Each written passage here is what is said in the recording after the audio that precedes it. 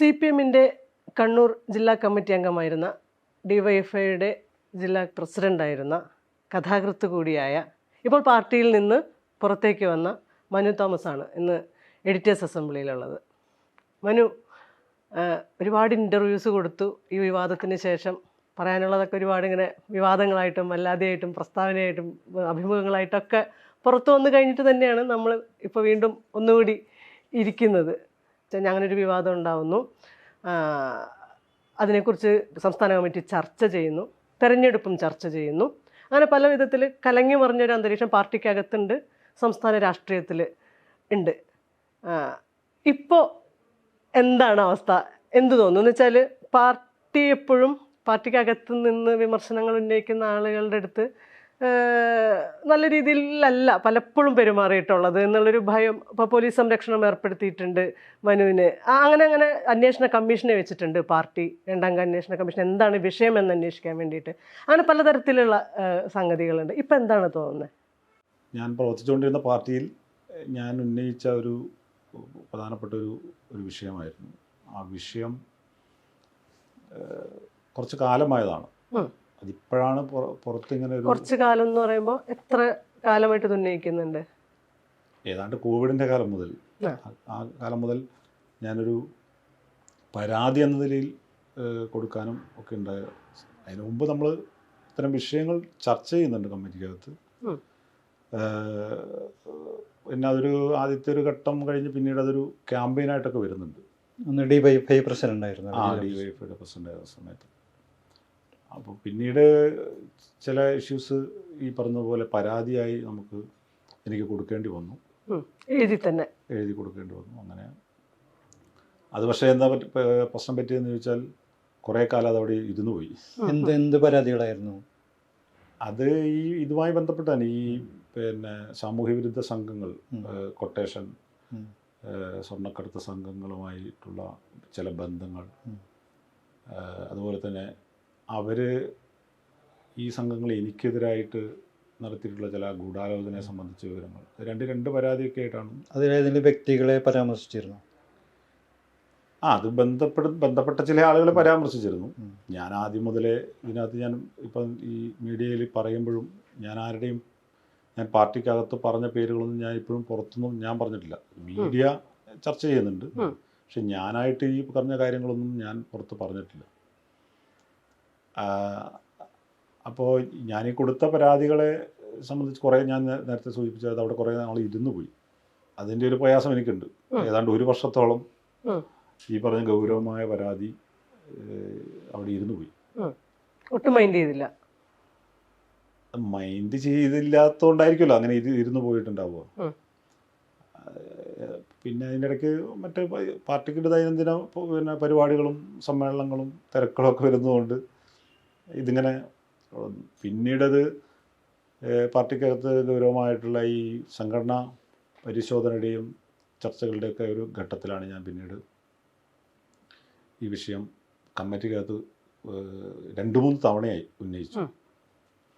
അങ്ങനെ 3ാമത്തെ തവണത്തെ ഉന്നയിക്കലാണ് ഇത് പരിശോധിക്കുന്നതിന് വേണ്ടിയിട്ടൊരു ആഭ്യന്തര ഒരു കമ്മീഷനെ നിയോഗിച്ചു.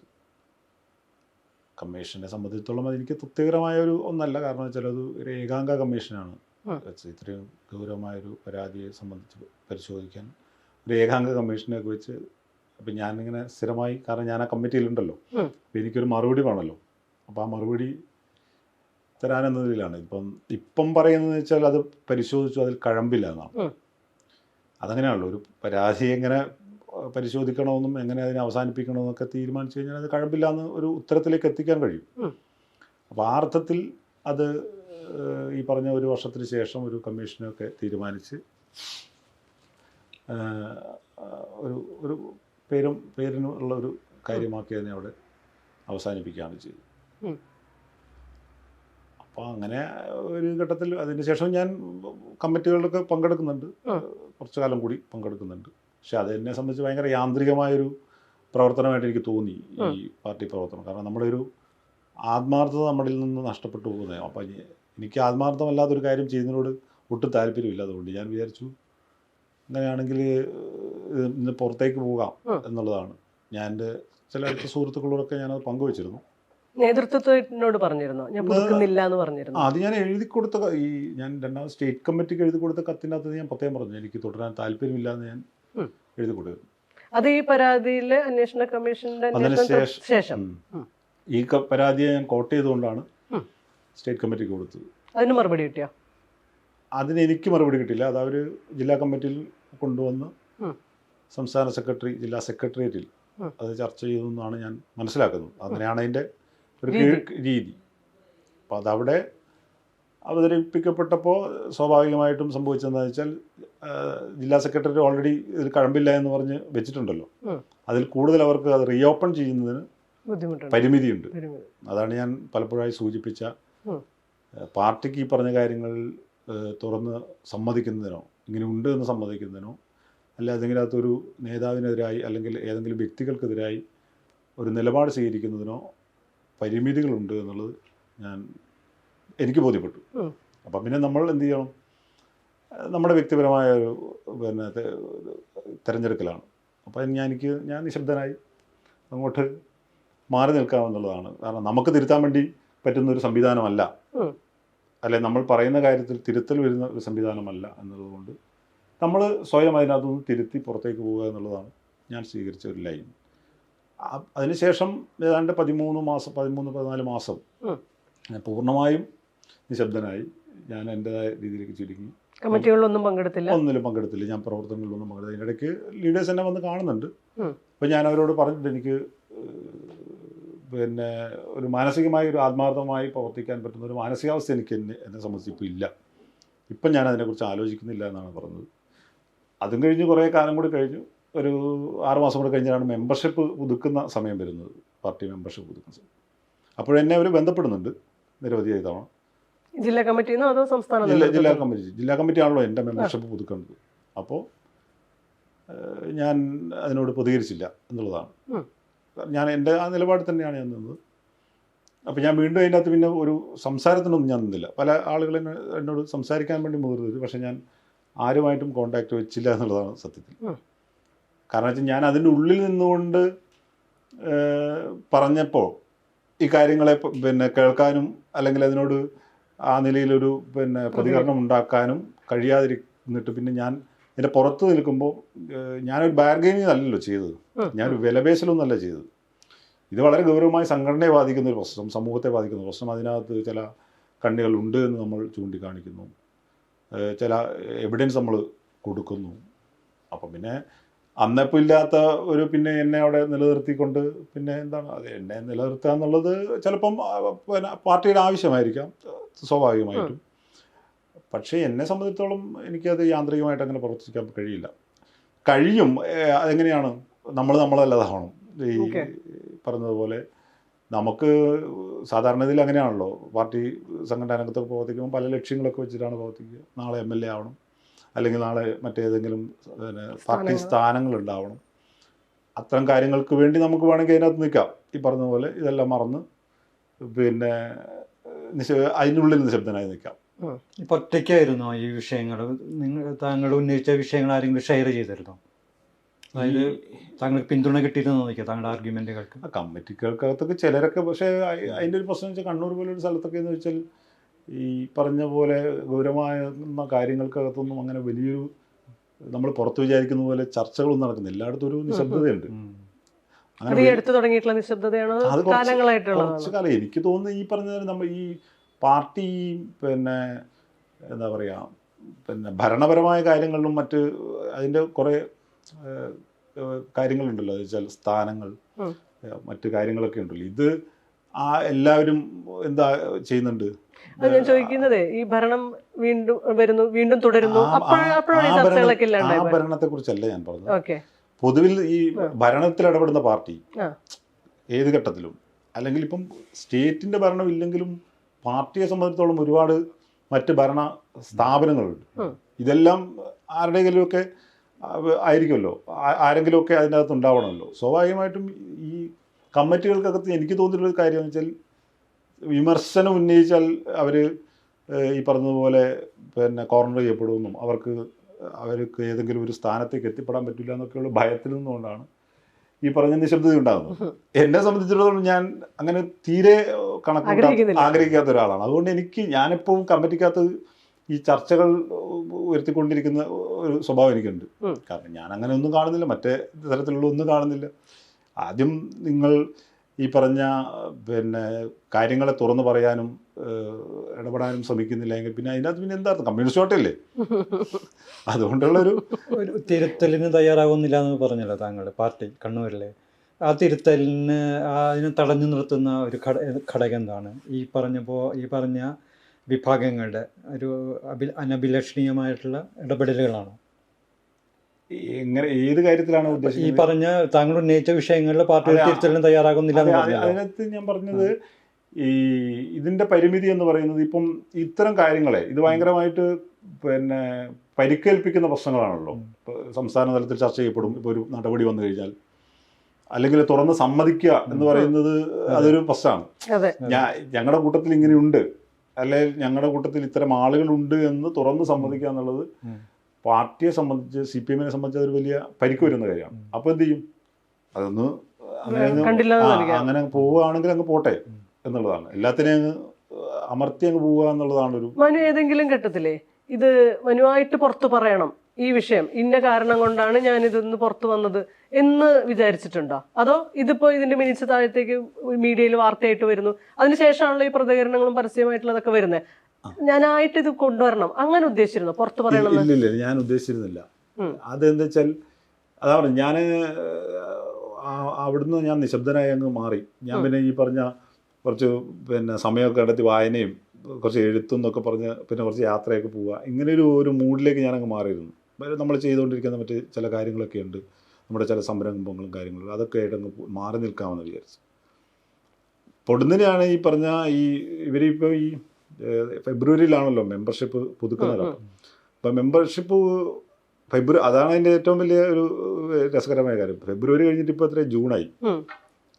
അപ്പോൾ ഫെബ്രുവരിയിൽ മെമ്പർഷിപ്പ് പുതുക്കാത്ത ഞാൻ കണ്ണൂർ ജില്ലാ കമ്മിറ്റിയിൽ 5 മാസം കൂടെ ഞാൻ അംഗമായിട്ടാണ് ഉണ്ട് എന്നുള്ളതാണ് ഇപ്പം ഇത് മനസ്സിലാക്കുക. കാരണം ഇപ്പാണല്ലോ എന്നെ മാറ്റുന്നത്, ഒഴിവാക്കുന്നത്. അപ്പോൾ 4-5 മാസം കൂടി ഞാൻ കണ്ണൂർ ജില്ലാ കമ്മിറ്റി ഉണ്ട്. അത് എനിക്കറിയില്ല അതെന്താണ് അങ്ങനെ അവർ ശ്രദ്ധിക്കാഞ്ഞിട്ടല്ല, അതിൻ്റെ അതൊരു പ്രശ്നം. ഞാൻ വിചാരിക്കുന്നത് ഈ തെരഞ്ഞെടുപ്പിൻ്റെ ഘട്ടത്തിലും അതിന് ശേഷവുമൊക്കെയായി കാരണം ഒരു 5-6 മാസത്തെ 5-6 മാസമല്ല, CPM സംബന്ധിച്ച് അതിന് മുമ്പേ തന്നെ തെരഞ്ഞെടുപ്പ് പ്രവർത്തനം ആരംഭിക്കുന്നുണ്ട്. അപ്പം ആ ഘട്ടത്തിലൊക്കെ എന്നെ ഒഴിവാക്കിയെന്നോ ഒക്കെ വന്നു കഴിഞ്ഞാൽ ഉണ്ടാകുന്ന വലിയ വിവാദങ്ങളിലേക്കും താഴെ തലത്തിൽ ജനങ്ങൾ എങ്ങനെയാണ് ഇതിനെ കാണുക എന്നുള്ളതിനെ സംബന്ധിച്ചൊക്കെയുള്ളൊരു പ്രശ്നം കൊണ്ടായിരിക്കാം ചിലപ്പോൾ അതിങ്ങനെ വെച്ച് ഈ 13 മാസം കഴിഞ്ഞിട്ട് പിന്നെ ഞാനും നിശബ്ദനായി അങ്ങ് മാറി. അങ്ങനെയുള്ള ഘട്ടത്തിൽ ഈ തീരുമാനം ഇത് തന്നെയാണോ മനുവും പ്രതീക്ഷിച്ചത്? അതായത് ഇങ്ങനെ മെമ്പർഷിപ്പ് പുതുക്കാതിരിക്കുമ്പോൾ സ്വാഭാവികമായിട്ട് അതെ. എനിക്കറിയാം ഇവരെന്നെ ഒഴിവാക്കുമ്പോൾ ഈ പറഞ്ഞ ഞാൻ പറഞ്ഞിട്ടുള്ള ആളുകൾ ആഘോഷിക്കുമെന്ന് എനിക്കറിയാം എപ്പോഴായാലും. പക്ഷേ അതിനകത്ത് പറ്റിയൊരു പ്രശ്നം എന്ന് വെച്ചാൽ ഇവർ ഈ വാർത്ത, ജില്ലാ കമ്മിറ്റിയുടെ യോഗം ഇന്ന് കഴിയുന്നു, ഇന്ന് രാത്രി തന്നെ ആ വാർത്ത പുറത്ത് പോകുന്നുണ്ട്. മാധ്യമങ്ങളുടെ ചില മാധ്യമങ്ങളെ അവർക്ക് കിട്ടുന്ന മാധ്യമങ്ങളെടുത്തത് കൊടുത്തിട്ട് അത് ഈ മാധ്യമങ്ങളോട് അവർ തെറ്റായിട്ടാണ് പറഞ്ഞു കൊടുക്കുന്നത്. ഇന്ന കാര്യത്താലാണ് പുറത്താക്കുന്നതെന്നാണ് പറയുന്നത്. അത് ഒരു മാധ്യമം പുറത്തു വിട്ടപ്പോഴാണ് എനിക്കിങ്ങനെ ആളുകൾ അയച്ചുകൊണ്ടിരിക്കും, കുറേ ആളുകളെ അയച്ച് വിളിക്കുകയും ഒക്കെ ചെയ്തുകൊണ്ടിരിക്കുക. ഞാൻ ഒന്നും അറിയുന്നില്ല ഈ സംഭവം, ഇങ്ങനത്തെ ഒരു സംഭവം അറിയുന്നില്ല. ജില്ലാ കമ്മിറ്റി യോഗം കഴിഞ്ഞു എന്നുള്ളവരെ ഞാൻ പിറ്റേന്ന് അറിയുന്നു. ഞാൻ ഇങ്ങനത്തെ കാര്യം ശ്രദ്ധിക്കും. ഞാൻ ആരെയും ഈ പറഞ്ഞ ഫോൺ എടുക്കാറില്ല, ഇവരാരും വിളിച്ചാൽ ഫോൺ എടുക്കാറില്ല. ഞാൻ അങ്ങനെ ആ ഭാഗത്തേക്ക് ചിന്തിക്കാറില്ല. അതുകൊണ്ട് ഞാൻ ഈ ജില്ലാ കമ്മിറ്റിയെക്കുറിച്ചോ ഇതൊന്നും ഞാൻ ബോധവാനല്ല. അപ്പോൾ പിറ്റേ ദിവസം രാവിലെയാണ് ഇങ്ങനെ ജില്ലാ കമ്മിറ്റി കഴിഞ്ഞു എന്നുള്ളൊരു വിവരം എനിക്കുണ്ട്. ഒരു ഉച്ചയായപ്പോഴാണ് ഈ പറഞ്ഞ സാധനം പൊടുന്നതിനെ വരുന്നത്. അപ്പോഴും ഞാൻ വിചാരിച്ചു, എനിക്കൊരു 2 സംശയം ഉണ്ടായി. വേണോ ഇനിയും വീണ്ടും ഒരു ഇതൊന്ന് റീഓപ്പൺ ചെയ്യണോ ഞാൻ? പക്ഷെ പിന്നീട് ഇങ്ങോട്ട് ആളുകൾ ഇങ്ങനെ വിളിച്ചു കഴിഞ്ഞ് എന്നെ അറിയുന്ന നാട്ടിലുള്ള മുഴുവൻ ആളുകളും ഈ അടിസ്ഥാന അപ്പം അവരാണ് പറയുന്നത് നിങ്ങൾ എന്തായാലും ഇത് പറയണം, പ്രതികരിക്കണം, പറഞ്ഞില്ലെങ്കിൽ ഇത് ഈ സ്പേസ് കിടക്കല്ലേ. അപ്പോൾ പിന്നെ എനിക്കത് ഇപ്പോൾ തുറന്നു പറയാം. കാരണം മറ്റെന്താണെങ്കിലും കുഴപ്പമില്ല. ഞാനിപ്പോൾ ഒരു ഈ പാർട്ടിക്കകത്ത് എന്തെങ്കിലും ഒരു ആശയകരമായ കാര്യം ഉന്നയിച്ചിട്ട് അത് തെറ്റായതുകൊണ്ട് എനിക്ക് നടപടി വന്നാലോ, അല്ലെങ്കിൽ അത്തരം എന്തെങ്കിലും കാര്യമാണെങ്കിൽ എനിക്ക് പ്രശ്നമില്ല. പക്ഷെ ഇത് വളരെ ഒരു വ്യക്തിയെ നേരിട്ട് ബാധിക്കുന്ന, നമ്മൾ മനസ്സിൽ പോലും ചിന്തിക്കാത്തൊരു കാര്യമാണ്. അങ്ങനൊരു കാര്യം ഇവർ ആഘോഷമാക്കാൻ വേണ്ടി ബോധപൂർവം എന്നെ ഈ പാർട്ടി സഹാക്കളിലും ജനങ്ങളിലും തെറ്റിദ്ധാരണ ഉണ്ടാക്കാൻ വേണ്ടി, നമ്മളെ അടുത്തറിയുന്നവർക്കല്ലേ അത് നമ്മളെന്താണെന്ന് അറിയുള്ളൂ. പക്ഷെ ചുറ്റുപാട് നിൽക്കുന്ന വലിയൊരു ജനസഞ്ചയമുണ്ട്. അവരെ തെറ്റിദ്ധരിപ്പിക്കുക എന്നുള്ള, ഈ പറഞ്ഞ ആളുകൾക്ക് ഒരാഘോഷമാക്കി എടുക്കാൻ വേണ്ടിയിട്ടുണ്ടാക്കിയതാണ് ആ തിരക്കഥ. അതുകൊണ്ട് ഞാൻ അന്ന് വൈകുന്നേരം മാധ്യമങ്ങൾക്ക് മുമ്പാകെ ഈ കാര്യങ്ങൾ തുറന്നു പറയുന്നത്. അപ്പം ഞാൻ അത് പറഞ്ഞ പാടെ ഏതാണ്ട് ആളുകൾക്ക് കൺവിൻസാണ് എല്ലാവരും അത് ആ കാര്യം. പക്ഷെ ഈ പറഞ്ഞ ഇവർക്കത് സംതൃപ്തമാകുന്നില്ല. അപ്പോൾ അവർക്ക് അവരുടെ ആ ഒരു സംതൃപ്തി നഷ്ടപ്പെട്ടു. അപ്പം പിറ്റേ ദിവസം രാവിലെ ചർച്ചയായി. പാർട്ടി ജില്ലാ സെക്രട്ടറി അതിനെ സംബന്ധിച്ച് മാധ്യമങ്ങളിലൂടെ വാർത്തകൾ, ഇങ്ങനെ പല തരത്തിലുള്ള വാർത്തകൾ വന്നപ്പം പാർട്ടി ജില്ലാ സെക്രട്ടറി അതിൻ്റെ ഒരു ക്ലാരിഫിക്കേഷന് വേണ്ടിയിട്ട് പത്രസമ്മേളനം വിളിച്ചു ചേർത്ത് അത് പറഞ്ഞു. മനുവിനെ പുറത്താക്കിയതല്ല, ഒഴിവായതാണ്. ഇങ്ങനെ സംഘടനാപരമായ ഒരു രീതിക്കനുസരിച്ച് മെമ്പർഷിപ്പ് പുതുക്കാത്തതുകൊണ്ട്, പാർട്ടി പ്രവർത്തനങ്ങളിൽ ഇല്ലാത്തതുകൊണ്ടും സ്വാഭാവികമായ ഒരു നടപടിയാണ് ഉണ്ടായത്. അപ്പോൾ പത്രക്കാർ ചോദിച്ചു തോന്നുന്നു, ഇങ്ങനെ ഒരു ആരോപണം കേൾക്കുന്നുണ്ടല്ലോ എന്ന് ചോദിച്ചപ്പോൾ അതിനും കൃത്യമായി പറഞ്ഞു, അങ്ങനെ ഒരു തരത്തിലുള്ള പരാതിയുടെയോ അല്ലെങ്കിൽ ഏതെങ്കിലും പ്രശ്നത്തിൻ്റെ ഭാഗമായിട്ടല്ല മനു തോമസിനെ പുറത്താക്കുന്നത്. പാർട്ടി ജില്ലാ സെക്രട്ടറി വളരെ കൃത്യതയോടുകൂടി പറഞ്ഞിട്ടുണ്ട്. അത് മാധ്യമങ്ങൾക്കൂടെ വന്നു. അതിൻ്റെ പിറ്റേ ദിവസം രാവിലെയാണ് ഒരു പാർട്ടി സംസ്ഥാന കമ്മിറ്റി അംഗം ഈ പറഞ്ഞ തൃപ്തമാകാത്ത വിഭാഗത്തിന് വേണ്ടി പി ജയരാജൻ ഒരു ഫേസ്ബുക്ക് പോസ്റ്റ് ഇടുന്നത്. അതിനകത്ത് അദ്ദേഹം എൻ്റെ വിപ്ലവ സത്തയുടെ താന്നുപോയി, കുറഞ്ഞുപോയി എന്നൊക്കെ പറഞ്ഞിട്ടുള്ളൊരു ഇത് വച്ചിട്ട് പിന്നെ കുറേ കാര്യങ്ങൾ ഇങ്ങനെ പറഞ്ഞിട്ട്, അപ്പോൾ പിന്നെ എനിക്ക് തോന്നി അത് കാരണം അങ്ങനെ ഒരു പാർട്ടി നേതാവ് പ്രതികരിച്ചില്ലെങ്കിൽ പിന്നെ എനിക്ക് പ്രശ്നമില്ല. മറ്റേ ഫാൻസുകാരെന്തോ ചെയ്തോട്ടെ. ഈ പറഞ്ഞ കൊട്ടേഷൻ മാഫിയക്കാരെയും പിന്നെ ഇനി എന്ത് പറഞ്ഞല്ലോ, പാർട്ടി പറഞ്ഞല്ലോ, പാർട്ടി ജില്ലാ സെക്രട്ടറി ഔദ്യോഗികമായി ഈ കാര്യം പറഞ്ഞല്ലോ, ഇനിയിപ്പോൾ അവർ മറ്റൊരു എന്ത് പറഞ്ഞാലും എനിക്ക് പ്രശ്നമല്ല. പക്ഷെ വീണ്ടും ഒരു പാർട്ടി ലീഡർ വീണ്ടും പറയുക. അപ്പോഴാണ് ഞാൻ പിന്നെ രണ്ടാമത് എൻ്റെ ഒരു ഫേസ്ബുക്ക് പോസ്റ്റിലൂടെ ഞാനത് പ്രതികരിക്കാൻ എനിക്ക് തോന്നിയത്, അങ്ങനെ പ്രതികരിച്ചത്. എനിക്ക് തോന്നുന്നൊരു ഒട്ടും പക്വതയില്ലാത്ത, നമ്മളെക്കാളൊക്കെ എത്രയോ സീനിയറായ ഒരു ലീഡറാണ്, ഒട്ടും പക്വതയില്ലാത്ത ഒരു രാഷ്ട്രീയക്കാരൻ്റെ പ്രവർത്തനമായിട്ടാണ് അദ്ദേഹത്തിൻ്റെ ആ ഫേസ്ബുക്ക് പോസ്റ്റ് എനിക്ക് തോന്നിയത്. അല്ലെങ്കിൽ അങ്ങനെ ഒരിക്കലും ചെയ്യാൻ പാടില്ലായിരുന്നു എന്നുള്ളതാണ്. എന്തായിരിക്കും പുള്ളിനെ അതിന് പ്രേരിപ്പിച്ചിട്ടുണ്ടാവും? വേറെ ആരും വേണ്ടിയിട്ടില്ലല്ലോ. പി ജയരാജൻ എന്തുകൊണ്ടായിരിക്കും പ്രകോപിതനായത്? അതാണ് ഈ ചർച്ച ചെയ്യപ്പെടേണ്ടത്. അതാണ് പാർട്ടി ചർച്ച ചെയ്യപ്പെടേണ്ട കാര്യം. അതാണ് എന്തുകൊണ്ടാണത്. അല്ലെങ്കിൽ ജനങ്ങളിപ്പോൾ മനസ്സിലാക്കുകയാണ്. അപ്പം ഞാൻ ആദ്യമേ പറഞ്ഞതുപോലെ ഇതിലെന്തോ ഒരു അസ്വാഭാവികമായ ബന്ധങ്ങൾ ഇവർക്ക് തമ്മിലുണ്ട് എന്നുള്ളതാണ്. അദ്ദേഹത്തിൻ്റെ ഒരു പുതിയ രീതി എന്ന് വെച്ചാൽ, നേരത്തെയും ഇങ്ങനത്തെ ചില കാര്യങ്ങൾ വന്നപ്പോൾ ഇവരുമായി ബന്ധപ്പെട്ട് തന്നെ നേരത്തെ DYFI ഒരു ക്യാമ്പയിനും കാര്യങ്ങളൊക്കെ ഉയർത്തിയ സമയത്ത്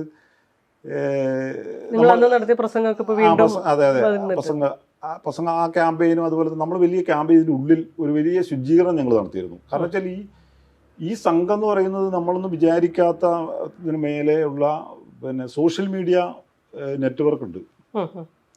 എനിക്ക് തോന്നുന്നത് ഇപ്പോൾ ഈ റെഡ് ആർമി എന്ന് വിളിക്കുന്ന ഫേസ്ബുക്ക് പേജിന് 100K ഫോളോവേഴ്സ് ഉണ്ട്.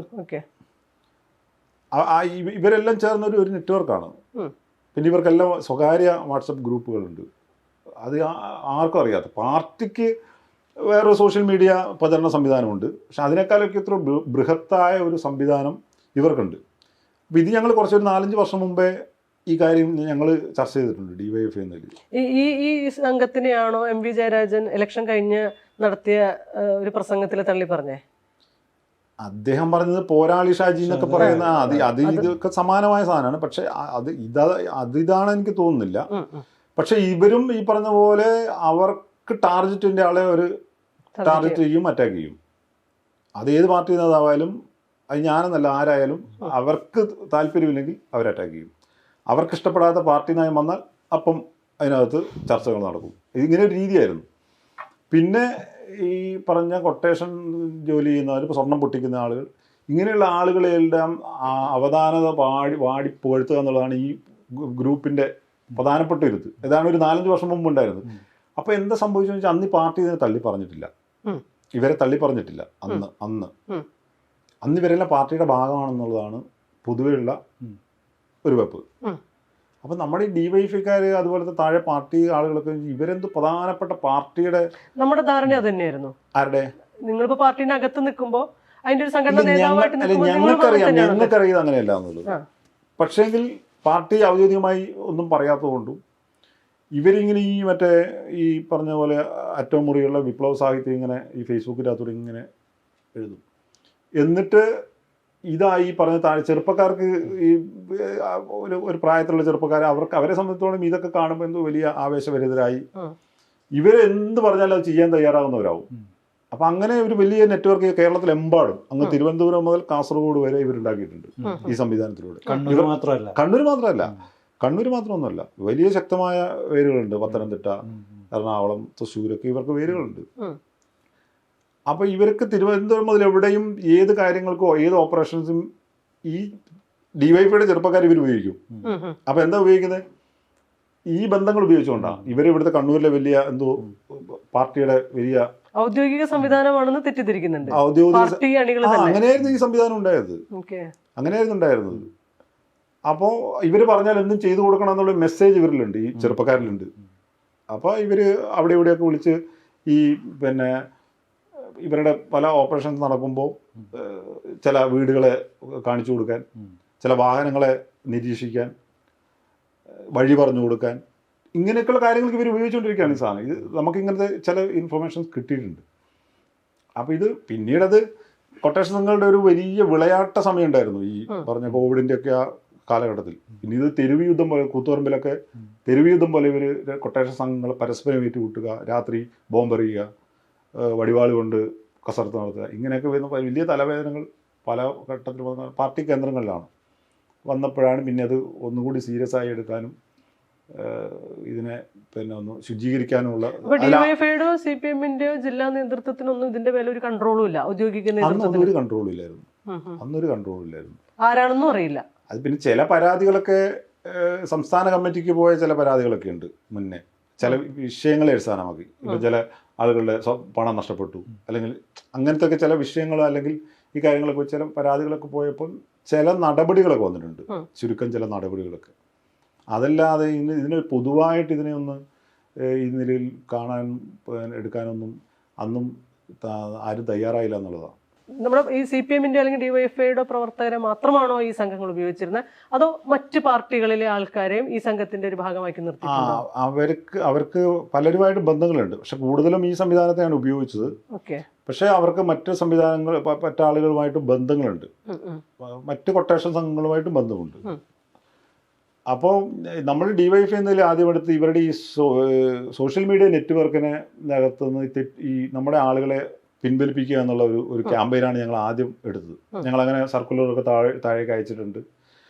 ഇവരുടെ പോസ്റ്റുകൾക്ക് ലൈക്ക് ചെയ്യുന്നതിനും ഷെയർ ചെയ്യുന്നതിനും ഒക്കെയുള്ള ഒരു ബോധവൽക്കരണം നമ്മൾ സംഘടനയ്ക്കകത്ത് ആദ്യം കൊടുത്തു. അതൊക്കെ ഇവരെ ഭയങ്കരമായി ചൊടിപ്പിച്ചു. സംസ്ഥാന തലത്തിൽ എടുത്തതാണോ അതോ സംസ്ഥാന തലത്തിലും എടുത്തു, പ്രത്യേകിച്ച് കണ്ണൂർ ജില്ലയിലും എടുത്തു. ആദ്യം കണ്ണൂർ ജില്ലയിലാണ്, പിന്നെ സംസ്ഥാന തലത്തിൽ അതെടുത്തു.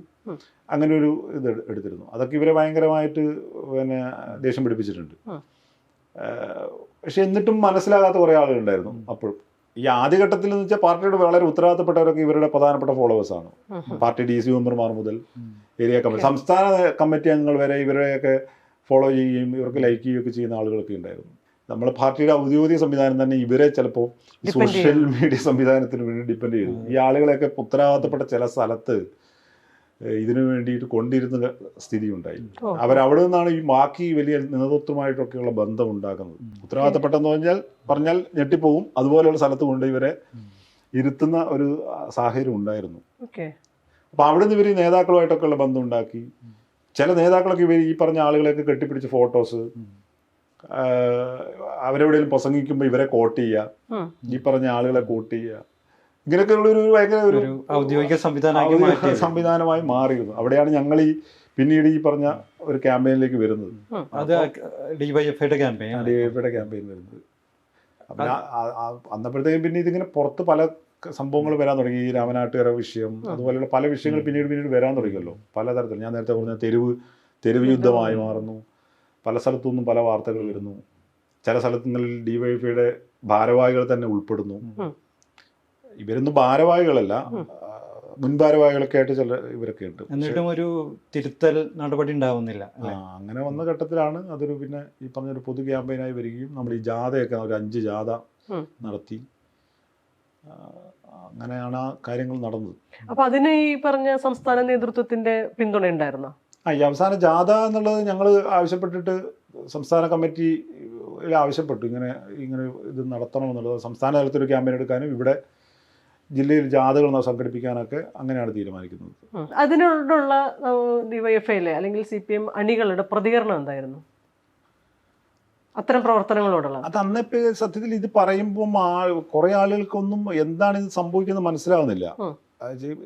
ഇത് ചില കേന്ദ്രങ്ങളുമായി ബന്ധപ്പെട്ട് നിൽക്കുന്ന കാര്യങ്ങളാണല്ലോ, എല്ലാവർക്കും ഇത് മനസ്സിലാവുന്നില്ല എന്താണ് എന്നുള്ളത്. അപ്പോൾ ഈ കുറേ ആളുകൾക്ക് ഇപ്പോൾ കൂത്തുപറമ്പായാലും മട്ടന്നൂരായാലും ഈ പറഞ്ഞ ആ പ്രദേശങ്ങൾക്ക്, അല്ല കണ്ണൂർ പട്ടണത്തിൻ്റെ ചുറ്റുപാട് നിൽക്കുന്ന ചില പ്രദേശങ്ങൾ, അങ്ങനെയുള്ള ചില പ്രദേശങ്ങളിലൊക്കെ ആളുകൾക്ക് എല്ലാം ഇതറിയാം. പക്ഷെ എല്ലാവർക്കും ഇത് അറിയണമെന്നുമില്ല. ഈ ജാഥ പ്രഖ്യാപിച്ചപ്പോൾ ഉണ്ടായ ഏറ്റവും പ്രധാനപ്പെട്ട കാര്യം എന്താ വെച്ചാൽ, ഞങ്ങളിത് കമ്മിറ്റി ഡിവൈഎഫ്ഐയുടെ സംസ്ഥാന പ്രസിഡന്റാണ് ജില്ലാ കമ്മിറ്റി യോഗത്തിൽ പങ്കെടുക്കുന്നത്. അവിടെ വെച്ചാണ് നമ്മൾ ഈ ജില്ലയിലെ ജാഥകൾ 5 ജാഥകൾ നടത്തണം. ഈ പ്രധാനപ്പെട്ട പ്രശ്നങ്ങളുള്ള സ്ഥലങ്ങൾ, ഇതിൻ്റെ പ്രധാനപ്പെട്ട കേന്ദ്രങ്ങൾ എന്ന നിലയിൽ തലശ്ശേരി, കൂത്തുപറമ്പ്, മട്ടന്നൂർ, കണ്ണൂർ ഉൾപ്പെടെയുള്ള സ്ഥലങ്ങളെല്ലാം വെച്ചുകൊണ്ട്. അപ്പോൾ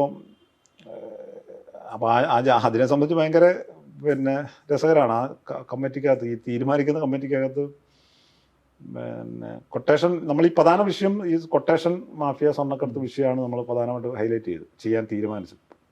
അങ്ങനെയാണ് അതിൻ്റെ ഒരു കാര്യം വന്നത്. അപ്പം ചില ആളുകൾ പറഞ്ഞു അതിപ്പോൾ നമ്മൾ പറയണ്ട, നമുക്ക് ലഹരി കടത്തിനെതിരായിട്ടുള്ള ഒരു ലഹരി വ്യാപനമാണ് ഇപ്പോൾ സമൂഹത്തിൽ ഏറ്റവും പ്രധാനപ്പെട്ട പ്രശ്നം, അത് മാത്രം പറഞ്ഞാൽ മതി. അപ്പം ലഹരി എന്നുള്ളത് നമ്മൾ എത്രയോ വർഷമായിട്ട് ക്യാമ്പയിൻ നടക്കുന്നുണ്ട്. അപ്പം ലഹരിയല്ല ഇപ്പം ഇതിൻ്റെ, ലഹരി ഒരു പ്രശ്നമാണ്. പക്ഷെങ്കിൽ അതോടൊപ്പം ഇപ്പം നമ്മുടെ മുമ്പിലുള്ള ഏറ്റവും പ്രധാനപ്പെട്ട ആപത്തെന്ന് പറയുന്നത് നമ്മൾ സംഘടന അഡ്രസ് ചെയ്യേണ്ട ഒരു വിഷയം ഇതാണ്. മറ്റേ നമ്മളെപ്പോഴും ക്യാമ്പയിനുകൾ നടന്നുകൊണ്ടിരിക്കുന്നതാണ്. ഗവൺമെൻറ് ലഹരിക്കെതിരെ ക്യാമ്പയിൻ നടന്നു. അങ്ങനെ ചർച്ച ചെയ്താണ്. നിങ്ങൾക്ക് ആ നോട്ടീസൊക്കെ ശ്രദ്ധിച്ചറിയാം.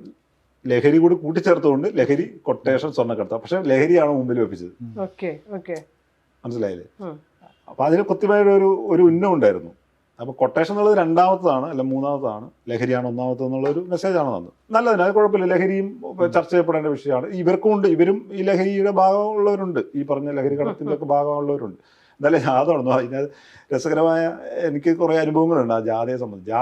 എൻ്റെ ജാഥ, ഞാൻ നയിച്ച ജാഥ, കൂത്തുപറമ്പ് മേഖലയിലെ ജാഥ ഉദ്ഘാടനം ചെയ്യുന്ന നേതാവ് ഉദ്ഘാടന പ്രസംഗത്തിൽ ഒരു വരി പോലും, നമ്മളിങ്ങനെ ശ്രദ്ധിക്കുമല്ലോ, ഒരു വരി പോലും ഈ കൊട്ടേഷൻ മാഫിയെ കുറിച്ച് പറഞ്ഞില്ല. അതാരായിരുന്നു?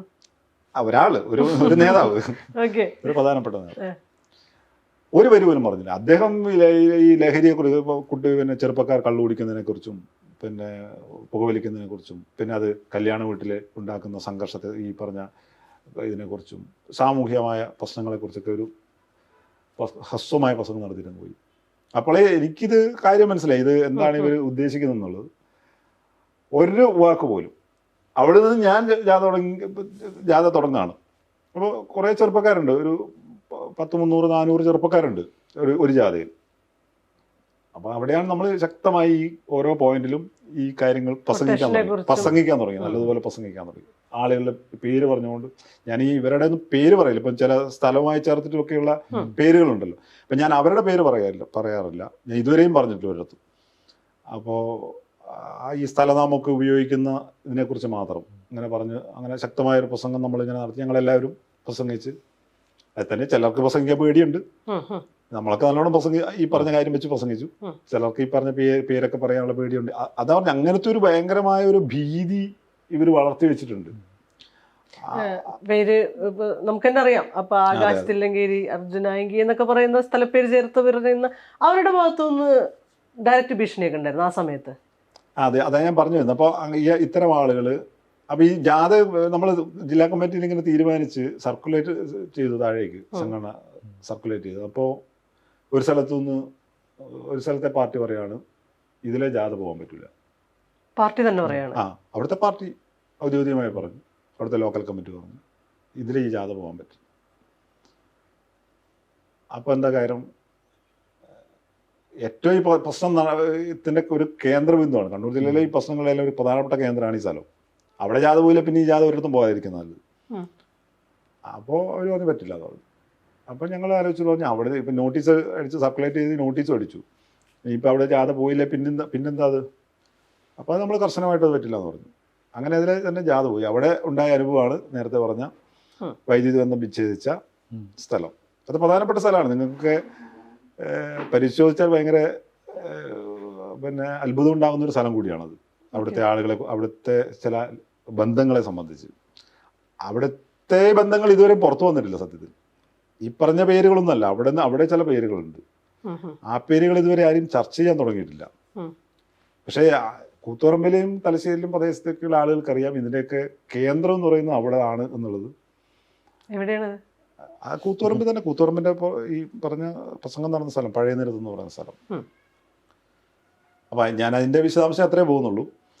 അപ്പം അങ്ങനെയാണ് ആ സംഭവം അവിടെ ഉണ്ടാകുന്നത്. അപ്പം അതിനുശേഷം ഈ പറഞ്ഞ പല വിഷയങ്ങളും ഇങ്ങനെ രൂപപ്പെട്ട് വന്നതിൻ്റെ അടിസ്ഥാനത്തിലാണ് ഇതൊക്കെ ഇവിടെ എത്തി നിൽക്കുന്നത്. അല്ല, അപ്പം ഈ ജാഥ കഴിഞ്ഞതിന് ശേഷമേ ഔദ്യോഗിക നേതൃത്വത്തിനകത്ത് നിന്ന് ഉണ്ടായ പ്രതികരണം എന്താണ്? ഇപ്പം ഇത്രയും വിഷയങ്ങളൊക്കെ ഉണ്ടായല്ലോ, അതിനകത്ത് സംഘർഷങ്ങൾ ഉണ്ടാവുന്നുണ്ട്, ഈ പറഞ്ഞ പോലത്തെ സംഗതികളൊക്കെ പിന്നെ ഇവർ വൈദ്യുതി ബന്ധം വിച്ഛേദിച്ച വിഷയം കൂത്തുപറമ്പിലെ അകത്തെ പാർട്ടിക്കകത്ത് വലിയ പ്രശ്നം ഉണ്ടാക്കി. അത് ഒരു നാണക്കേട് പോലെയാണല്ലോ. DYFI ജില്ലാ പ്രസിഡന്റ് ജാഥയായിട്ട് പോകുമ്പോൾ പാർട്ടി മാത്രമുള്ള കേന്ദ്രം, അവിടെ വൈദ്യുതി ബന്ധം വിച്ഛേദിച്ച് ജാഥ പോകുന്നു. ഇത് ആരുടെ മറുപടി പറയുക? പത്രങ്ങളിൽ വരികയോ ചെയ്തു. അന്ന് തന്നെ സോഷ്യൽ മീഡിയയിൽ ഇത് ഭയങ്കരമായിട്ട് അങ്ങോട്ട് പിന്നെ ഇതായി പ്രചരണമായി. ഈ പ്രസംഗത്തിൻ്റെ ഉൾപ്പെടെ ഈ മൊബൈൽ ഫോണിൻ്റെ ഫ്ലാഷ് ലൈറ്റിൽ ഇങ്ങനെ പ്രസംഗിക്കുകയൊക്കെ ചെയ്യുന്ന. അപ്പോൾ അത് അവിടെ ഭയങ്കര വൈകാരികമായ ഒരു വേറെ തലമുണ്ടാക്കി. അവിടുത്തെ എല്ലാ ആളുകളും ഇതിനൊന്നും യോജിപ്പുള്ള ആളുകളൊന്നുമല്ലോ. അവിടുത്തെ പാർട്ടി എന്ന് പറയുന്നതിന് യോജിപ്പുള്ള ആളുകളൊന്നുമല്ല. അവർക്ക് കടുത്ത എതിർപ്പാണ്. പക്ഷേ കുറേ ആൾ പേടിച്ചിട്ട് മിണ്ടാതിരിക്കുന്നവരൊക്കെയാണ്, ചെറുപ്പക്കാരും സാധാരണ ആളുകളൊക്കെ. അപ്പോൾ അവർക്ക് ഇതുകൂടി ആയി കഴിയുമ്പോൾ ഭയങ്കരമായ അമർഷം ഉണ്ടായി. അപ്പോൾ അത് പാർട്ടിക്കകത്ത് ചർച്ച ചെയ്ത് അവിടുത്തെ ലോക്കൽ സെക്രട്ടറിയൊക്കെ മാറ്റുന്ന സ്ഥിതിയൊക്കെ ഉണ്ടായിരുന്നു. ഈ നടപടി DYFI എന്നതിൽ ഞങ്ങളും നടപടി സ്വീകരിച്ചു. അവിടെ കുറേ യൂണിറ്റ് കമ്മിറ്റികളെ പിരിച്ചുവിട്ടു, കുറേ ആളുകളെ കമ്മിറ്റികളിൽ നിന്നൊക്കെ ഒഴിവാക്കുന്നൊക്കെ നടപടിയൊക്കെ സ്വീകരിച്ചിരുന്നു അന്ന്. പക്ഷേ അവരത് എനിക്ക് തോന്നുന്നു ഒരു 3-4 മാസം കൊണ്ടായി ലോക്കൽ സെക്രട്ടറി തിരിച്ചു കൊണ്ടുവച്ചു. മാധ്യമപ്രവർത്തകനായിട്ടുള്ള NP ഉല്ലേഖിൻ്റെ ഒരു ഫേസ്ബുക്ക് പോസ്റ്റ് താങ്കൾ കഴിഞ്ഞ ദിവസം ഷെയർ ചെയ്തിട്ടുണ്ടായിരുന്നു. ഞാനതിൽ രണ്ടുപേരും ഒന്ന് വായിക്കാം. ഗുണ്ടായിസം നിർത്തിയാൽ പാർട്ടി തകരുമെന്ന് പറയുന്നതും വിശ്വസിക്കുന്നതും ഗുണ്ടകളും ഗുണ്ടാ സ്വഭാവമുള്ള നേതാക്കളുമാണ്. ഈ ധാരണ തന്നെയാണ് ഏറ്റവും പരിഹാസ്യം. ഇപ്പോൾ താങ്കൾ ഈ പറഞ്ഞ സംഭവം വെച്ച് നോക്കുമ്പോൾ താങ്കൾ ഗുണ്ടായിസം എന്ന് പറഞ്ഞ വാക്ക് ഉപയോഗിച്ചിട്ടില്ല എന്നേ ഉള്ളൂ. അതിൽ ഫലത്തിൽ അത്തരത്തിലുള്ള പ്രവർത്തനങ്ങളാണ് നടക്കുന്നത്. അപ്പോൾ CPM എന്ന് പറഞ്ഞൊരു പാർട്ടിക്ക് മേലാണ് ഇത്രയും ഗുരുതരമായിട്ടുള്ളൊരു വാക്ക് വീണ് കിടക്കുന്നത് അല്ലേ? അപ്പോൾ അതിനെക്കുറിച്ചിട്ട് എന്താണ് അതൊരു ഈ പരാമർശവുമായിട്ട് ബന്ധപ്പെട്ട് എങ്ങനെ വിശദീകരിക്കാതെ? അത് ഉല്ലേഖം എന്ന് പറയുന്നത് പാർട്ടിത്തിന്റെ മകനല്ലേ, ഞാൻ പറയേണ്ട കാര്യമില്ലല്ലോ. അപ്പം അത് മാത്രമല്ല, ഈ പാർട്ടി എന്ന് പറയുന്ന സ്ഥലത്തെ കുറിച്ച് അറിയാലോ. ഈ പറഞ്ഞ പ്രത്യേകതകളുള്ള സ്ഥലമാണ്. അപ്പൊ അവിടെ നിന്ന് ഉല്ലേഖനാണ് നല്ലതുപോലെ പറയാൻ കഴിയാം. ഇപ്പൊ അവിടെ അല്ലെങ്കിൽ ഡൽഹിയിലാണെങ്കിലും പാഠ്യത്തിന് ചുറ്റിപ്പെട്ട് നിൽക്കുന്ന അവിടെ നിന്നുണ്ടാകുന്ന കാര്യങ്ങളെ സംബന്ധിച്ച് അദ്ദേഹത്തിന് പറയാം. അതുകൊണ്ടായിരിക്കും അദ്ദേഹം അങ്ങനെ പറഞ്ഞിട്ടുണ്ടാവുക എന്ന് എനിക്ക് തോന്നുന്നത്. ഈ പാർട്ടിക്ക് എല്ലാ കാലത്തും കേഡർ സ്വഭാവം നമ്മൾ പറയുന്നതാണല്ലോ, പാർട്ടി അച്ചടക്കം ഒക്കെ. പക്ഷേ താഴെ കമ്മിറ്റികളിലൊക്കെ ഈ പറയുന്ന പോലെ ചർച്ചകൾ നടന്നിരുന്നൊരു കാലഘട്ടം ഉണ്ടായിരുന്നു, റിപ്പോർട്ടിംഗ് നടന്നിരുന്ന കാലഘട്ടം ഉണ്ടായിരുന്നു, വിമർശനങ്ങൾ ഉന്നയിക്കപ്പെട്ടിരുന്ന. അത് ഇല്ലാണ്ടായിപ്പോയോ? ഭയമുണ്ട്. റിപ്പോർട്ടിങ്ങുകളൊക്കെ ഇപ്പോഴും നടക്കുന്നുണ്ട്. പക്ഷെ അതിനകത്ത് പഴയ നമ്മളൊക്കെ മെമ്പർഷിപ്പിൽ വരുന്ന സമയത്ത് ഈ താഴേക്ക് റിപ്പോർട്ട് ചെയ്യുമ്പോൾ അവിടുന്ന് തന്നെ അഭിപ്രായം പറയാനുള്ള സ്വാതന്ത്ര്യമുണ്ട്. ആ റിപ്പോർട്ടിംഗ് കേന്ദ്രത്തിൽ നിന്ന് തന്നെ നിങ്ങൾക്ക് ആ വന്ന നേതാവിനോട് സംശയങ്ങൾ ചോദിച്ച് സംശയ നിവാരണം നടത്താനുള്ള ഒരു അങ്ങനെയായിരുന്നു അതിൻ്റെ രീതി. അത് പിന്നീട് എന്ത് സംഭവിച്ചെന്ന് വെച്ചാൽ ആ രീതി ഒഴിവാക്കി. നിങ്ങൾ റിപ്പോർട്ട് കേട്ടാൽ മതി, നിങ്ങൾക്ക് എന്തെങ്കിലും സംശയമുണ്ട് നിങ്ങൾ ഘടകത്തിൽ പോയിരുന്നിട്ട്, മറ്റേ റിപ്പോർട്ടിംഗ് എന്ന് പറയുന്നത് ഒന്നിച്ചായിരിക്കും, ഇപ്പോൾ ഒരു ലോക്കൽ അടിസ്ഥാനത്തിലോ അല്ലെങ്കിൽ ഒരു ഏരിയ അടിസ്ഥാനത്തിലോ എല്ലാ പാർട്ടി മെമ്പർമാരും ഒന്ന് ചേർന്നിട്ടായിരിക്കും, അല്ലെങ്കിൽ ഒരു മേഖലാ അടിസ്ഥാനത്തിലായിരിക്കും. അപ്പോൾ അവിടുന്ന് നിങ്ങൾ ചോദ്യങ്ങളൊന്നും ചോദിക്കണ്ട. ഈ റിപ്പോർട്ട് ചെയ്യുമ്പോഴാണല്ലോ ആളുകൾക്ക് ഇത് ചോദിക്കണമെന്ന് തോന്നുക. ആ ചോദ്യം അവിടെ അത് നേരത്തെ അങ്ങനെയായിരുന്നു രീതി. അപ്പോൾ പറഞ്ഞാൽ അത് നിങ്ങളുടെ അവിടെ ചെന്നിട്ട് ഘടകത്തിൽ ചെന്നിട്ട്, അതായത് ബ്രാഞ്ചിൽ പോയി നിങ്ങൾ ചോദിച്ചാൽ മതി. അപ്പോഴത്തേക്ക് ഇത് കഴിഞ്ഞിട്ട് ബ്രാഞ്ചിലേക്ക് എത്തുമ്പോൾ കുറേ കാലം കഴിയും. പിന്നെ ഈ ആളെല്ലാം അതിൻ്റെ ആ വൈകാര്യതയൊക്കെ നഷ്ടപ്പെടും. ഈ ചർച്ചകൾ എന്നുള്ളത് ഒരു പൊതുവേ ഈ പറഞ്ഞ പോലെ പാർട്ടിക്കകത്ത് വിമർശനങ്ങൾ എന്നത് കുറഞ്ഞു വന്നിട്ടുണ്ടെന്ന് എനിക്ക് തോന്നുന്നത് ഇങ്ങനെ ഉള്ള ചില കാര്യങ്ങളുണ്ട്. പിന്നെ മേലേക്ക് എത്തുന്നതോറും എന്നതിനെ സംബന്ധിക്കുന്നത് ഞാൻ നേരത്തെ പറഞ്ഞ പോലെ ആരും വിമർശനമില്ല. താഴെയുള്ളവർക്ക് വിമർശനമുണ്ട്. ആ വിമർശിക്കേണ്ടവർക്കാണ് ഈ പറഞ്ഞ രീതിയിൽ അപ്പം വിമർശിക്കേണ്ടത്. നിങ്ങൾ പിന്നീട് വിമർശിച്ചോ എന്ന് പറഞ്ഞിട്ട് അവരെ മാറ്റി നിർത്തും. മുകളിലേക്ക് എത്തുമ്പം കാര്യമായ വിമർശനങ്ങളും അങ്ങനെ നടത്താറില്ല. പിന്നെ ചില കേസുകളിൽ വിമർശനം, ചില സന്ദർഭങ്ങളിൽ വിമർശനങ്ങൾ വരാറുണ്ട്. പക്ഷെ അതിന് കൃത്യമായ എന്തെങ്കിലും ലക്ഷ്യത്തോടെയൊക്കെ ആയിരിക്കുന്നതാണ് എനിക്ക് തോന്നുന്നത്. ഇപ്പോൾ പി ജയരാജനെതിരെയാണ് വിമർശനങ്ങൾ വരുന്നത്. ഇപ്പോൾ ഈ ഒരു വിഷയത്തോടു കൂടി പി ജയരാജൻ വഷളാക്കി എന്ന ഉള്ള ഒരു സംഗതി ജില്ലാ സെക്രട്ടറി യോഗത്തിനകത്ത് അങ്ങനെ മാധ്യമങ്ങളിൽ ഉള്ള സംഭവം വന്നിട്ടുണ്ട്. പി ജയരാജന് ഇത്തരത്തിലുള്ള അഴിമതിയുമായി ഒരു ബന്ധവുമില്ല എന്നാണ് ഒരു വിഭാഗം അണികൾ ഉറച്ചു വിശ്വസിക്കുന്നത്. വേറെന്തൊക്കെ പറഞ്ഞാലും അഴിമതി അല്ലെങ്കിൽ ഇത്തരത്തിലുള്ള മനുഷ്യത്വ വിരുദ്ധമായ സംഗതികൾ പി ജയരാജൻ അത് ചെയ്യില്ല. അതുകൊണ്ട് തന്നെ ഈ മനു ഉന്നയിച്ച ആരോപണം പി ജയരാജനെതിരെ ആയതുകൊണ്ട് തന്നെ അതിനകത്ത് വിശ്വാസ്യതയില്ല, അങ്ങനെ നിലനിൽക്കില്ല എന്നൊരു വിഭാഗം വിശ്വസിക്കുന്നുണ്ട്. അത് ഈ കഴിഞ്ഞ ദിവസം ചില മാധ്യമ സുഹൃത്തുക്കൾ തന്നെ പറയുന്നത് ഞാൻ കേട്ടു ഈ ചർച്ചകൾക്കകത്ത്. പി ജയരാജനെ പോലെ എന്നുള്ളത് അത് ഈ ആൾദൈവങ്ങളായി മാറിക്കഴിഞ്ഞാൽ പ്രശ്നം. ആൾദൈവങ്ങൾ എന്ത് ചെയ്താലും അവരുടെ വിശ്വാസികൾ, ഇന്നിപ്പം യു പിയിൽ ആൾദൈവത്തെ കാണാൻ പോയിട്ട് 120 ആൾ മരിച്ചില്ലേ എന്ന് പറഞ്ഞ പോലെയാണ്. ഒരാൾക്കൂട്ടവും ഒരാൾദൈവവും ആൾക്കൂട്ടം ഒരിക്കലും ആൾദൈവത്തെ ചോദ്യം ചെയ്യുകയോ അവിശ്വസിക്കുകയോ ചെയ്യില്ല. അതിൻ്റെ പ്രശ്നമാണത്. ഇപ്പോൾ ഗുരുതരമായ ആരോപണമാണല്ലോ പി ജയരാജൻ്റെ മകനെതിരെ ഉന്നയിക്കപ്പെട്ടിരിക്കുന്നത്. തെളിവുകളുണ്ടെന്നും ആവശ്യം വരുമ്പോൾ അത് ഹാജരാക്കാമെന്നും മനു പറയുന്നുമുണ്ട്. എന്താണ് എന്ന് ഞാൻ ചോദിക്കുകയല്ല, അത്ര ഗുരുതരമായ ഈ പറയുന്ന കൊട്ടേഷൻ സംഘങ്ങളും ഒക്കെ ആയിട്ട് ഇദ്ദേഹത്തിൻ്റെ മകന് അത്ര അടുത്ത് ബന്ധമാണോ ഉള്ളത്? അത് ഒരു നെക്സസ് ആണ്. ഞാൻ പറഞ്ഞു അത് അവരുടെ ഒരു സംവിധാനത്തിലാണ് ഇതെല്ലാം പോകുന്നത്. ഇവരെല്ലാം ചേർന്നൊരു സംവിധാനമാണ്. അത് ഇവിടെ തുടങ്ങുന്നു ഇവിടെ അവസാനിക്കുന്നുള്ളതല്ല. ഇതെല്ലാം ഒരു കണ്ണി ആയി നിൽക്കുന്ന ഒരു കാര്യമാണ്. ഇപ്പല്ലേ ഇതിങ്ങനെ പുറത്തിങ്ങനെ ആളുകൾ പറയാം. അതുകൊണ്ടല്ലേ ഇപ്പോൾ ഒരു അത്ഭുതം. ഇത് എത്രയോ കാലമായിട്ടുണ്ട്. ഇപ്പോൾ താങ്കൾ ഉന്നയിച്ച ആരോപണങ്ങളുടെ ആ പോസ്റ്റിലുള്ളത് ഒഞ്ചിയം എന്ന് പറഞ്ഞ ടി പി ചന്ദ്രശേഖരൻ്റെ കൊലപാതകവുമായിട്ട് ബന്ധപ്പെട്ട വിഷയത്തിന് സൂചിപ്പിക്കുന്നുണ്ട്, തെറ്റ് എന്നുള്ള രീതിയിൽ തന്നെ. ഇപ്പോൾ താങ്കൾ ആ പാർട്ടിയിൽ നിന്ന സമയത്ത്, ആ സംഭവം നടക്കുന്ന സമയത്ത് താങ്കൾക്ക് ഈ ഫീലിംഗ് തന്നെയാണോ ഉണ്ടായിരുന്നത്? തീർച്ചയായും. അപ്പോൾ ആ ഒരു സംഘർഷം ഉണ്ടായിട്ടുണ്ടാവില്ലേ അത് നിൽക്കാൻ? അങ്ങനൊരു അത് ഭയങ്കരമായിട്ട് എനിക്ക് ഇതുപോലെ ചില ഘട്ടങ്ങളിലൊക്കെ എൻ്റെ പുറത്തേക്ക് ഇങ്ങനെ നമുക്ക് വരരുത്. പക്ഷെ നമ്മൾ ഈ പറയുന്ന ഒരു വലിയ കമ്മ്യൂണിസ്റ്റ് പാർട്ടിയുടെ ഒരു പ്രത്യേകമായിട്ടുള്ളൊരു സംവിധാനത്തിനകത്തല്ലേ നമ്മൾ നിൽക്കുന്നത്. സംഘടനാ മര്യാദയുടെ ഒരു ഇതിനകത്താണ്. നിങ്ങൾക്കൊരു വ്യക്തിപരമായ അഭിപ്രായം ഉണ്ടെങ്കിൽ നിങ്ങൾക്കത് എവിടെ പറയും? കടപ്പുറത്ത് മറ്റേ കാറ്റ് കൊള്ളാൻ പോയിരുന്നിട്ട് പറയേണ്ടി വരും. അതിലപ്പുറത്ത് വേറൊന്നും പറയാൻ കഴിയും. അങ്ങനെയാണ് സംഘർഷം മാനേജ് ചെയ്തത് അല്ലേ? അത്രേ പറ്റുള്ളൂ. നമുക്ക് ഉള്ളിൽ പറയാന്ന് പറയും. നിങ്ങൾക്ക് ഉള്ളിൽ പറഞ്ഞാൽ കോർണർ ചെയ്യും. പിന്നെ ഇത്തരം കാര്യങ്ങളൊക്കെ കോർണർ ചെയ്യപ്പെട്ടിട്ടുണ്ട്. എനിക്ക് വ്യക്തിപരമായി അനുഭവമുള്ളതാണ് ആ ഘട്ടത്തിൽ. പുറത്തു വരണമെന്ന് തോന്നുന്നുണ്ട്. അന്ന് ഒരുപാട് പേര് പുറത്തേക്ക് വരികയൊക്കെ ചെയ്തിട്ടുള്ള ഒരു അവസ്ഥയും കൂടി ഉണ്ടായിരുന്നു. പക്ഷെ ഞാൻ അന്നപ്പോഴൊക്കെ നമ്മൾ ഇതിനെ കുറച്ചുകൂടി വിശ്വാസത്തോട് കണ്ട് ഇതൊക്കെ കുറച്ചുകൂടി അങ്ങനെ ആയിരിക്കില്ല. ഇപ്പം കണ്ണൂർ മുഖ്യധാര രാഷ്ട്രീയം എടുത്താൽ വയലൻസിൻ്റെ ഒരു എലമെൻറ്റ് നമുക്ക് എപ്പോഴും കാണാൻ പറ്റും. അതിന് CPM പല കാലങ്ങളിലും ഈ RSSൻ്റെ വളർച്ചയുമായിട്ട് ബന്ധപ്പെട്ടൊക്കെ, RSS എന്ന് പറഞ്ഞാൽ പ്രകടമായി തന്നെ ഹിംസാത്മകമായിട്ടുള്ള ഒരു ഐഡൻറ്റിറ്റിയുള്ളൊരു സംഘടനയാണ്. അപ്പോൾ അതിനെ ചെറുത്ത് നിൽക്കുക എന്നുള്ള ഒരു ചെറുത്തുനിൽപ്പിൻ്റെയും പ്രതിരോധത്തിൻ്റെയും ഒക്കെ ഒരു അതിന് വേണ്ടിയിട്ടുള്ള ആണ് വയലൻസ് ഉപയോഗിക്കുന്നത് എന്നുള്ളൊരു വിശദീകരണമാണ് CPM ഉണ്ടായിരുന്നത്. അത് ഈ പ്രതിരോധത്തിനും ചെറുത്തുനിൽപ്പിനും വയലൻസ് ഉപയോഗിക്കുക എന്നുള്ളതിൽ ഒരു രാഷ്ട്രീയ ശരിയുടെ ഒരു എലമെൻറ്റ് കൂടിയുണ്ട് വിശദീകരിക്കുകയാണെങ്കിൽ. പക്ഷേ ഇപ്പോഴത്തെ വയലൻസ് തീർച്ചയായിട്ടും അതുമായിട്ട് ഒട്ടും ബന്ധമില്ലാത്ത ഒരു ക്രിമിനൽ കുറ്റം തന്നെയായിട്ട് നമുക്ക് പ്രകടമാണത്.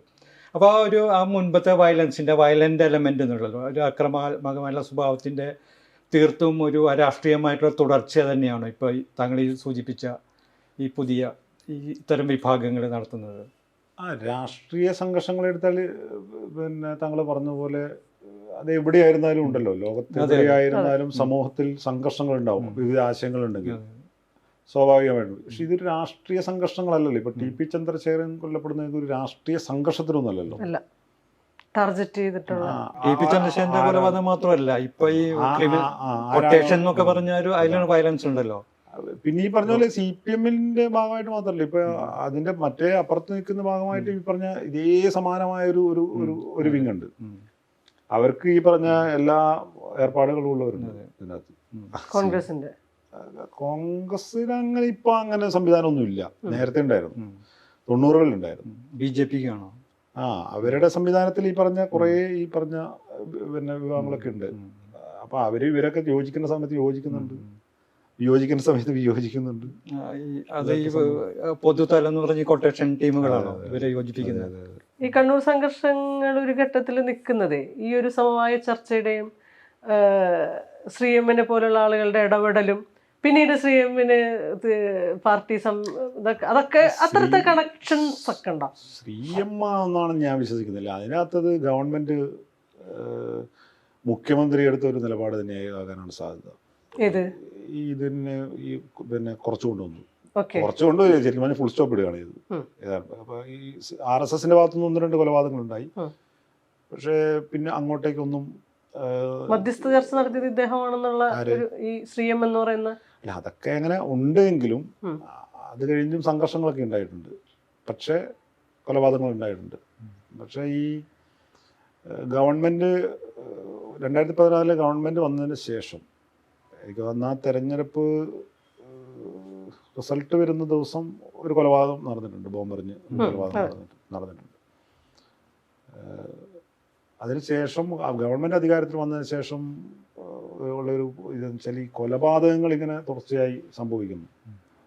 ഈ ചർച്ചകൾ മുഴുവൻ അതിന്റെ പുറകെയാണ് പോകുന്നത്. അപ്പം ഗവൺമെന്റ് എത്ര പ്രവർത്തനം നടത്തിയാലും അത് പ്രതിഫലിക്കുന്നില്ല എന്നുള്ള ഒരു CPM-നെ സംബന്ധിച്ചായാലും അതൊരു ഈ കൊലപാതകത്തെ കേന്ദ്രീകരിച്ച് ചർച്ചകൾ വരുന്നു എന്നുള്ള പ്രശ്നം. അതുകൊണ്ട് കുറച്ചുകൂടി ഈ ഭരണ തുടർച്ചയ്ക്ക് വേണ്ടിയും ഈ പറഞ്ഞ വികസന പ്രവർത്തനങ്ങളൊക്കെ ജനങ്ങൾ ചർച്ച ചെയ്യിപ്പിക്കുന്നതിന് വേണ്ടിയൊക്കെ ഈ പറഞ്ഞ കാര്യം തടസ്സമാണ് എന്ന് കണ്ടുകൊണ്ട് ഒരു കാരണവശാലും CPM-ന്റെ ഭാഗത്തുനിന്ന് ഇനി അങ്ങനെ ഉണ്ടാവരുതെന്നുള്ള ഉറച്ച നിലപാടിന്റെ ഭാഗത്താണെന്ന് തോന്നുന്നു ഇത് അവസാനിച്ചത് എന്നാണ് എനിക്ക് തോന്നുന്നത്. വീണ്ടും P. ജയരാജനിലേക്ക് വരികയാണെങ്കിൽ അദ്ദേഹത്തിന്റെ മകനെതിരെ ഒരു ആരോപണം ഉന്നയിക്കുന്നു. അത് ഇത്തരത്തിലുള്ള വിവാദമായിട്ട് ഇതിനു മുമ്പും നേതാക്കളുടെ മക്കൾക്കെതിരായിട്ടുള്ള ആരോപണങ്ങൾ പലതരത്തിൽ വന്നിട്ട് ഇപ്പോഴും നിലനിൽക്കുന്നുണ്ട്. ഇപ്പോൾ നമുക്കറിയാം കോടിയേരി ബാലകൃഷ്ണൻ ഒരു കാലത്ത് അനുഭവിച്ചത് മുഴുവനും മക്കളെതിരായിട്ടുള്ള ഇത്തരത്തിലുള്ള പലതരത്തിലുള്ള ആരോപണങ്ങൾ വന്നിട്ടുണ്ട്. VS അച്യുതാനന്ദൻ്റെ മകനുമായിട്ട് ബന്ധപ്പെട്ടിട്ടുള്ള ആരോപണമുണ്ട്. ഇപ്പോൾ പിണറായി വിജയൻ്റെ മകളുമായി ബന്ധപ്പെട്ടിട്ടുള്ള ആരോപണം നിലനിൽക്കുന്നുണ്ട്. ഇതൊക്കെ നിൽക്കുമ്പോഴാണ് P. ജയരാജനെതിരെ അപ്പോഴും ജയരാജൻ്റെ മകൻ ഇങ്ങനെ ഒരു ലൈം ലൈറ്റിലേക്ക് വരികയോ ഇത്തരത്തിലുള്ള ആരോപണങ്ങളിലേക്കൊന്നും ഇപ്പോഴാണത് അങ്ങനെയാണോ എന്നുള്ളൊരു തോന്നലൊക്കെ വരുന്നത്. പാർട്ടി സ്ട്രക്ചറിൽ തന്നെ അതാണ് നമ്മൾ ചോദിക്കുന്നത്.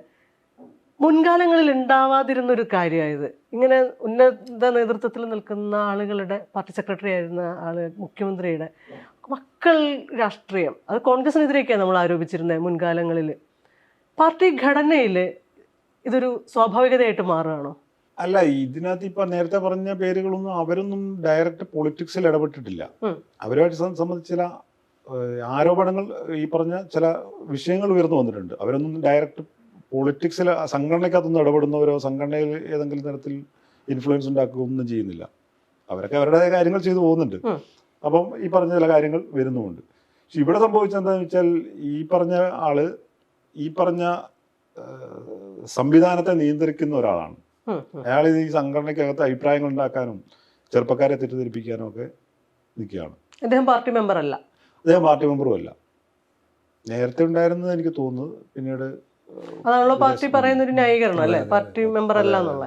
അവിടെയാണ് ഇതിന്റെ ഈ പ്രശ്നം വരുന്നത്. അവിടെയാണ് മറ്റേരാരും ഈ പറഞ്ഞ പോലെ ഫേസ്ബുക്ക് പോസ്റ്റ് ഇടാനോ അല്ലെ പറഞ്ഞ ഈ സോഷ്യൽ മീഡിയ സംവിധാനത്തെ നിയന്ത്രിക്കാനോ ഒന്നും അവർ നിൽക്കുന്നില്ല. അവരെന്തൊക്കെയോ കാര്യങ്ങൾ ചെയ്യുന്നു. അതിനകത്ത് ക്രമവിരുദ്ധമായ കാര്യങ്ങൾ, തെറ്റായ കാര്യങ്ങൾ ചൂണ്ടിക്കാണിക്കപ്പെടുന്നു. അത്തരത്തിലൊക്കെയുള്ള കാര്യങ്ങളേ ഉള്ളൂ. അതല്ല കാര്യം. ഇത് പൂർണ്ണമായ ക്യാരക്ടറോട് കൂടിയുള്ള പാർട്ടിയാണ് ഞങ്ങളെന്ന് പറഞ്ഞുകൊണ്ട് ആളുകളെ തെറ്റിദ്ധരിപ്പിച്ച് പാർട്ടിയായി നിന്നുകൊണ്ട് തന്നെയാണ് പാർട്ടിയാണ് എന്ന് പൊതുസമൂഹത്തെ തെറ്റിദ്ധരിപ്പിച്ചുകൊണ്ട് ഇങ്ങനെ കുറേ കാര്യങ്ങൾ ചെയ്യുന്നു എന്നുള്ളതാണ്. അവിടെയാണ് അതിൻ്റെ പ്രശ്നം വരുന്നത്.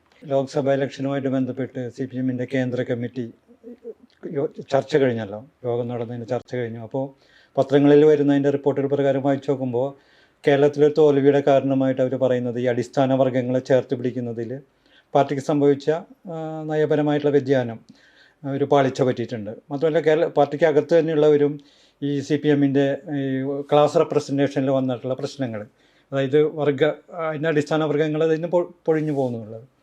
ഇപ്പോൾ ഇന്ന് താങ്കൾ ഈ പറഞ്ഞ പോലെ ഇപ്പോൾ കണ്ണൂരിൽ നിന്ന് നോക്കുമ്പോൾ ഇതാണ് ഈ അടിസ്ഥാന വർഗ്ഗങ്ങളുടെ കൊഴിഞ്ഞുപോക്കാണ് ഇതുപോലുള്ള ഈ സാമൂഹ്യ വിരുദ്ധമായിട്ടുള്ള എലമെൻറ്റുകൾക്ക് സ്വാധീനം ചെലുത്താൻ ഒരു ഇടം കൊടുക്കുന്നത് എന്ന് പറയാൻ പറ്റുമോ?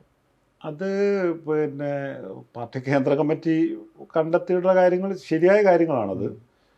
ഇതിപ്പം കണ്ടെത്തിയ കാര്യമില്ല, ഇത് മുന്നേ പലവട്ടം കണ്ടെത്തിയ കാര്യമാണ്. പക്ഷെ അത് എങ്ങനെ പരിഹരിക്കും എന്നുള്ളിടത്താണ് പ്രശ്നം വരുന്നത്. അതിപ്പോൾ ഒരു ഇലക്ഷൻ കാലയളവിൽ സംഭവിച്ചൊന്നുമല്ല.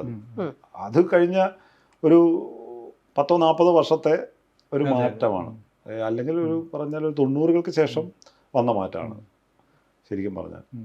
അത് ലീഡർഷിപ്പിൽ തന്നെ ഇത്തരം ഈ അവിഹിതമായിട്ടുള്ള സംഘങ്ങളുടെ ഇടപെടലുകൾക്ക് സ്പേസ് കൂടുന്നുണ്ടെന്നാണല്ലോ നമ്മൾ ഈ പറഞ്ഞുകൊണ്ടിരിക്കുന്നത്. അതെ, അതെന്താ വെച്ചാൽ ഈ 90-കൾക്ക് ശേഷം സംഭവിച്ചൊരു കാര്യം എന്താണെന്ന് വെച്ചാൽ പാർട്ടി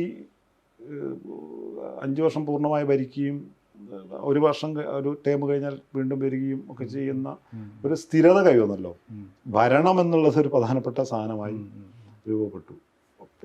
നേരത്തെ ഞാൻ പറഞ്ഞതുപോലെ സംസ്ഥാന ഭരണം മാത്രമല്ല, സ്ഥാപനങ്ങൾ ഒരുപാട് വന്നു. അപ്പം ഇതിനെയൊക്കെ ചുറ്റിപ്പറ്റിക്കൊണ്ടാണ് പാർട്ടി അധികാരം എന്നുള്ളത്, പവർ പൊളിറ്റിക്സ് ഇതിൻ്റെ ഒരു ഭാഗമായിട്ടാണ് നിൽക്കുന്നത്. അപ്പോൾ സ്വാഭാവികമായിട്ട് എന്ത് സംഭവിച്ചതെന്ന് ചോദിച്ചാൽ ഈ പറഞ്ഞ അടിസ്ഥാന വിഷയങ്ങൾ ശ്രദ്ധിക്കാൻ അധികം പറ്റാതെയായിപ്പോയി എന്നുള്ളതാണ് എനിക്ക് തോന്നിയിട്ടുള്ളത്. ഈ പ്രാവശ്യത്തെ ഇലക്ഷൻ റിസൾട്ടേ അതിനകത്ത് CPM പഠിക്കേണ്ട വലിയ പാഠങ്ങളുണ്ട്. അടിസ്ഥാന വർഗം പോയി എന്നുള്ളത് മാത്രമല്ല, CPM-നകത്ത് വോട്ട് നേരെ പോയിട്ടുള്ളത് പാർട്ടിൻ്റെ തന്നെ വിലയിരുത്തലനുസരിച്ച് BJP-യിലേക്ക് പോയിട്ടുണ്ട് എന്നുള്ള വിലയിരുത്തലുണ്ട്. ഇത് പറഞ്ഞ പോലെ കുറേ കാലമായിട്ട് RSS BJP ഇവിടെ നടത്തിയിട്ടുള്ളൊരു വലിയ ഹിന്ദുത്വ സോഷ്യൽ എഞ്ചിനീയറിങ്ങിൻ്റെ റിസൾട്ട് അവരിപ്പോൾ കൊയ്യാൻ തുടങ്ങി എന്നുള്ളതാണ് നമുക്ക് മനസ്സിലാക്കേണ്ടത്. അത് തിരിച്ചറിയാതെ പോയത് ഒരുപക്ഷെ CPM-ഉം ഉൾപ്പെടുന്ന ഇടതുപക്ഷത്തിൽ നിന്ന് നമ്മൾ വിശ്വസിക്കുന്ന രാഷ്ട്രീയം കൈകാര്യം ചെയ്യുന്നവരാണ്. ഏതെങ്കിലും തരത്തിൽ ഈ ഒരു തിരിച്ചറിവിന് നേരെ മറിച്ച് BJP മുന്നോട്ട് വയ്ക്കുന്ന ഗെയിമിൽ അല്ലെങ്കിൽ അവർ മുന്നോട്ട് വയ്ക്കുന്ന പല പല പദ്ധതികളിൽ ആ ഗെയിമിൻ്റെ ഭാഗമായി ചെന്ന് കൊടുക്കുക എന്നുള്ളതാണ് CPM പോലും പല കാലഘട്ടത്തിലും റോള് ചെയ്തിട്ടുള്ളത്. നേരെ മറിച്ച് അതല്ല നമ്മൾ ചെയ്യുന്നത്. ഇപ്പം എന്താ പറയുക, ഇപ്പം അമ്പലങ്ങൾ പിടിച്ചെടുക്കുക, അല്ലെങ്കിൽ ഹൈന്ദവതയുടെ ആചാരങ്ങളിൽ ഇടപെട്ടുകൊണ്ട് അതിനെ തിരുത്താൻ ശ്രമിക്കുക, പൂരം നടക്കുമ്പോൾ പൂരത്തിനകത്ത് പാർട്ടിസിപ്പേറ്റ് ചെയ്തുകൊണ്ട് അതിനെ, അങ്ങനെയാണ് ഒരു ഇടതുപക്ഷ കമ്മ്യൂണിസ്റ്റ് പാർട്ടി പെരുമാറേണ്ടിയിരുന്നത്. ഇതൊക്കെ ഹിന്ദുത്വയ്ക്ക് വളമാവുക എന്നല്ലാതെ വേറെ എന്തുകൊണ്ടാണ് ഉണ്ടായിട്ടുള്ളത്? അത് എനിക്ക് തോന്നിയിട്ടുള്ള കാര്യം എന്ന് വെച്ചാൽ നമ്മുടെ സമൂഹം വലതുപക്ഷ സമൂഹമാണല്ലോ. അതെ. പക്ഷെ നമ്മൾ ആ വലതുപക്ഷ സമൂഹത്തിനകത്തുനിന്നുകൊണ്ട് നമ്മൾ പറയാണ് കേരളം ഒരു ഇടതുപക്ഷ സ്വഭാവമുണ്ട്.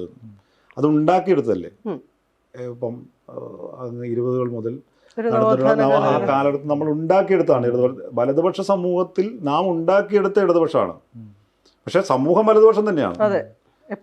അപ്പൊ ഈ ഇടതുപക്ഷ സ്വഭാവത്തെ എപ്പം വേണമെങ്കിലും മാറ്റാം, എപ്പം വേണമെങ്കിൽ മാറും. അപ്പൊ അത് കൈകാര്യം ചെയ്യുന്നവർക്ക് തന്നെ അത് ശ്രദ്ധയില്ലാതെ പോയാൽ എപ്പോഴും മാറാം. അതാണിപ്പോൾ RSS ഒക്കെ ശക്തിപ്പെടുന്നതിന് കാരണം. RSS വലതുപക്ഷ സംവിധാനമാണല്ലോ, അവർക്ക് വളരെ ഈസിയാണിത്. അപ്പം ഈ നമ്മുടെ ശ്രദ്ധ കുറഞ്ഞു പോകുന്നിടത്താണ് ഇതൊക്കെ സംഭവിക്കുന്നത്. വലതുപക്ഷവൽക്കരണം നല്ലതുപോലെ സംഭവിക്കുന്നുണ്ട്. അപ്പോൾ ആ ഇടതുപക്ഷം അതിന് പഴയ പോലെ അതിൻ്റെ ആ പ്രതിരോധത്തിൻ്റെ തുടർച്ച നഷ്ടപ്പെടുന്നിടത്താണ്. അതിൽ കേരളത്തിലെ പ്രധാന പ്രതി ഇടതുപക്ഷം തന്നെ പറയാൻ പറ്റും അല്ലേ, ഈ വലതുപക്ഷവൽക്കരണത്തിൻ്റെ. കേരളത്തിലെ ഇടതുപക്ഷം എന്ന് പറഞ്ഞാൽ കമ്മ്യൂണിസ്റ്റ് പാർട്ടികൾ അതിൻ്റെ പ്രധാനമാണ്. കേരളത്തിലെ കോൺഗ്രസ് ഒരു പരിധി വരെ ഇടതുപക്ഷ സ്വഭാവത്തോടു കൂടി നിന്നാണ്. അവർ ആദ്യമേ അങ്ങനെയായി. അപ്പോൾ അതങ്ങനെ ഒരു ശരിക്കും പറഞ്ഞാൽ അതൊരു പ്രോസസ്സ് നടന്നിട്ടുണ്ട് ഈ കാലഘട്ടത്തിൽ. അത് നല്ലതുപോലെ ഈ വലതുപക്ഷവൽക്കരണം നമ്മുടെ സമൂഹത്തിൽ ഇപ്പോൾ സംഭവിച്ചു കഴിഞ്ഞു. ഇനിയിപ്പോൾ ഈ പറഞ്ഞവർക്കൊക്കെ വളരെ ഈസി ആയിട്ട് കയറാൻ വേണ്ടി പറ്റും. ഈ പ്രതിരോധത്തിൻ്റെ കോട്ട തകർന്നു പോയി. പ്രതിരോധത്തിൻ്റെ കോട്ട എന്ന് പറഞ്ഞ് ഇവർ പറയുന്ന പ്രതിരോധത്തിൻ്റെ കോട്ടയല്ല ഞാൻ ഉദ്ദേശിച്ചത്. രാഷ്ട്രീയ പ്രതിരോധത്തിൻ്റെ കോട്ട തകർന്നു പോയി എന്നുള്ളതാണ്. അവിടെ അതിന് പകരം ഇവർ ഈ പറഞ്ഞ കൂട്ടർ കണ്ടത് ഈ പറഞ്ഞ ആയുധത്തിൻ്റെ അല്ലെങ്കിൽ പിന്നെ മസിൽ പവറിൻ്റെ പ്രതിരോധമാണ്. അതുകൊണ്ട് ഒരു കാര്യമില്ല. അതൊക്കെ താൽക്കാലികമായ കാര്യങ്ങൾ മാത്രമാണ്. ഇപ്പം എത്രയോ മനുഷ്യൻ പിന്നെ കൊല ചെയ്യപ്പെടുന്നു. ഏത് ഇതിനകത്തായാലും അവരുടെ ആശയം അതനുസരിച്ചാണോ മുന്നേറുന്നത്, വിജയിക്കുന്നത്? നമുക്ക് ഏത് കണക്കെടുത്ത് നോക്കി പരിശോധിച്ചാൽ അങ്ങനെയാണല്ലോ. ഇപ്പം മലബാറിൽ ഇപ്പം ഇടതുപക്ഷത്തിൻ്റെ ഒരു പിന്നെ അവർക്ക് നമ്മൾ കിട്ടിയിട്ടുള്ള വോട്ടിംഗ് ഇത് നോക്കിയാൽ ഇത്രയും കാലത്തെ പ്രതിരോധം നടത്തിയിട്ട് എന്തുകൊണ്ടാണ് വോട്ടിൽ അത് വരാത്തത്? അങ്ങനെയാണ് ഇല്ലേ? അതങ്ങനെയല്ലേ അതിനെ കാണേണ്ടത്. അപ്പം അതിലൊരു അർത്ഥമില്ല എന്നുള്ളതാണ്. നമുക്ക് രാഷ്ട്രീയ പ്രതിരോധത്തെ മാറ്റിവെച്ചുകൊണ്ട് നമുക്ക് ഏതെങ്കിലും ഒരു വ്യക്തിയുടെ തലച്ചോറിനകത്ത് നിങ്ങളെ പ്രവേശിപ്പിക്കാനൊന്നും കഴിയില്ല. അത് അവിടെ പറ്റിയൊരു പ്രധാനപ്പെട്ട പ്രശ്നമുണ്ട്. ഈ ഇപ്പം അധികാരത്തെക്കുറിച്ച് പറഞ്ഞില്ലേ, സ്ഥാപനങ്ങളായിട്ട് ഭരണാധികാരമായിട്ട് അധികാരത്തിൻ്റെ മത്ത് പിടിക്കാതൊക്കെ നമ്മൾ ആലങ്കാരികമായിട്ട് പറയുന്നത് പോലെ തന്നെ പണവും ഇതിനകത്ത് ഇൻവോൾവ് ആണ്. അതുകൊണ്ടാണ് ഇത്തരം കൊട്ടേഷൻ സംഘങ്ങൾ വരുന്നത്. അതീ വലതുപക്ഷവൽക്കരണത്തിന്റെ ഒരു ലക്ഷണമാണ്. അതെ, അതിനെ ആ ലക്ഷണമായിട്ട് തിരിച്ചറിയുന്നുണ്ടോ എന്നുള്ളത്. അതിനെ നമുക്ക് ഈ രാഷ്ട്രീയ പൊളിറ്റിക്കൽ എക്കോണമി ആയിട്ട് ബന്ധപ്പെടുത്തി തന്നെ സംസാരിക്കേണ്ടതുണ്ടെന്ന് തോന്നുന്നു. അപ്പോൾ അത് പാർട്ടിയിലെ ആശയപരമായിട്ട് ഐഡിയോളജിക്കലായി ഒരു മാർക്സിസ്റ്റ് പാർട്ടിക്ക് എന്ത് തരത്തിലുള്ള വ്യതിയാനമാണ് സംഭവിച്ചിട്ടുള്ളതെന്നാണ് തോന്നിയിട്ടുള്ളത്? അല്ല, അതിനകത്ത് ഞാൻ പറഞ്ഞല്ലോ, ഈ പറഞ്ഞ പോലെ ഒരു ആശയപതനത്തിൽ തന്നെ ഒരു പ്രശ്നം വരില്ല. ഇപ്പം ഈ പറഞ്ഞ നേരത്തെ ഉള്ളതുപോലെയുള്ള ഒരു ആശയപതനത്തിൽ അതിന്റെ ഫിലോസഫിയുടെ ഒരു പ്രവർത്തനം നടക്കുന്നില്ല. അതാണ് അതിന്റെ പ്രശ്നം. പകരം എന്താണ്, നമ്മുടെ ദൈനംദിന പ്രവർത്തനങ്ങൾ, പ്രായോഗികതയുടെ രാഷ്ട്രീയത്തിനാണ് കൂടുതൽ പ്രാധാന്യം. ദൈനംദിന പ്രവർത്തനങ്ങൾ ഇങ്ങനെ നിരന്തരമായ പരിപാടികൾ ഇട്ടിട്ട് എനിക്ക് തോന്നുന്നു ലോകത്ത് ഏറ്റവും കൂടുതൽ പ്രവർത്തിക്കുന്ന ഒരു പാർട്ടി CPM ആയിരിക്കും. ദൈനംദിനമായി നിരവധിയായ പ്രവർത്തനങ്ങളാണ്. ഈ പ്രവർത്തനങ്ങളെല്ലാം എന്തിനു വേണ്ടിയാണ്, അല്ലെങ്കിൽ ഏതർത്ഥത്തിലാണത്, അതിൻ്റെ ഇമ്പാക്റ്റ് എന്താണ് എന്നുള്ളതിനെ കുറിച്ച് ചിന്തിക്കാതെ ഇങ്ങനെ പരിപാടികൾ ഇങ്ങനെ സംഘടിപ്പിച്ചുകൊണ്ടിരിക്കുകയാണ്.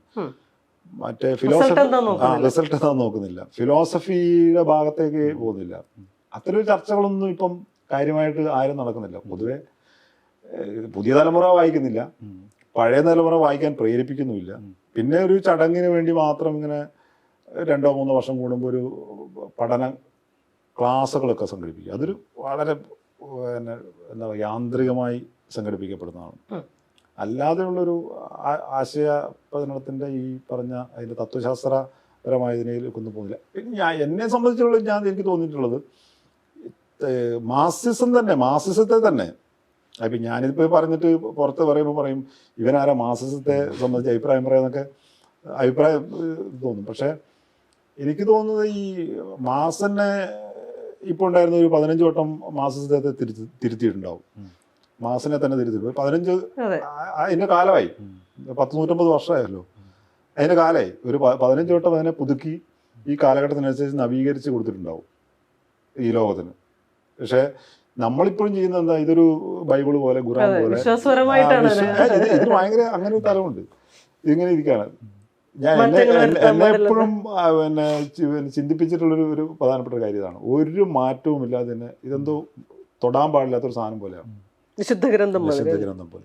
അതിൻ്റെ ഈ പ്രവർത്തനത്തിലെല്ലാം ഇതുണ്ട്, ഈ പറഞ്ഞ കാര്യങ്ങളുണ്ട്. കാലാനുസൃതമായി മാറ്റപ്പെടാത്ത മാർക്സിസം അല്ലല്ലോ, പ്രയോഗവൽക്കരിക്കേണ്ടതല്ലേ അത്. മാർക്സിസത്തെ പ്രയോഗവൽക്കരിക്കുമ്പോൾ സ്വാഭാവികമായിട്ട് അതിന് മാറ്റങ്ങളും വരുന്നുണ്ട്. 10ാം പാർട്ടി കോൺഗ്രസ് ആണല്ലോ ഈ ഇടതുപക്ഷ ജനാധിപത്യ മുന്നണി എന്നുള്ള തന്ത്രത്തെ ആവിഷ്കരിക്കുന്നു. അപ്പോൾ ആ ഇടതുപക്ഷ ജനാധിപത്യ മുന്നണി എന്ന തന്ത്രം ആവിഷ്കരിക്കുന്നത് വിപ്ലവ തന്ത്രമായിട്ടാണ്. പക്ഷേ ഇവിടെ ചുരുങ്ങിക്കിടക്കാണ് ഈ പറഞ്ഞ കേവലം ഒരു 5 വർഷത്തെ ഭരണം കിട്ടാൻ, അല്ലെങ്കിൽ ഒരു തദ്ദേശ ഭരണ സ്ഥാപനം കിട്ടാൻ ഒക്കെയുള്ള താൽക്കാലികമായ കാര്യങ്ങൾക്കകത്ത് ഇങ്ങനെ ചുരുങ്ങിക്കിടക്കണം. അതിൻ്റെ അകത്തുള്ള പ്രശ്നങ്ങളും കാര്യങ്ങളൊക്കെ ആയിട്ട് ചുരുങ്ങിക്കിടക്കണം. ബാക്കിയുള്ളതെല്ലാം ഇവിടെ സൈഡിൽ കിടക്കും. ഈ പറഞ്ഞ പിന്നെ രാഷ്ട്രീയ പ്രതിരോധങ്ങളില്ല.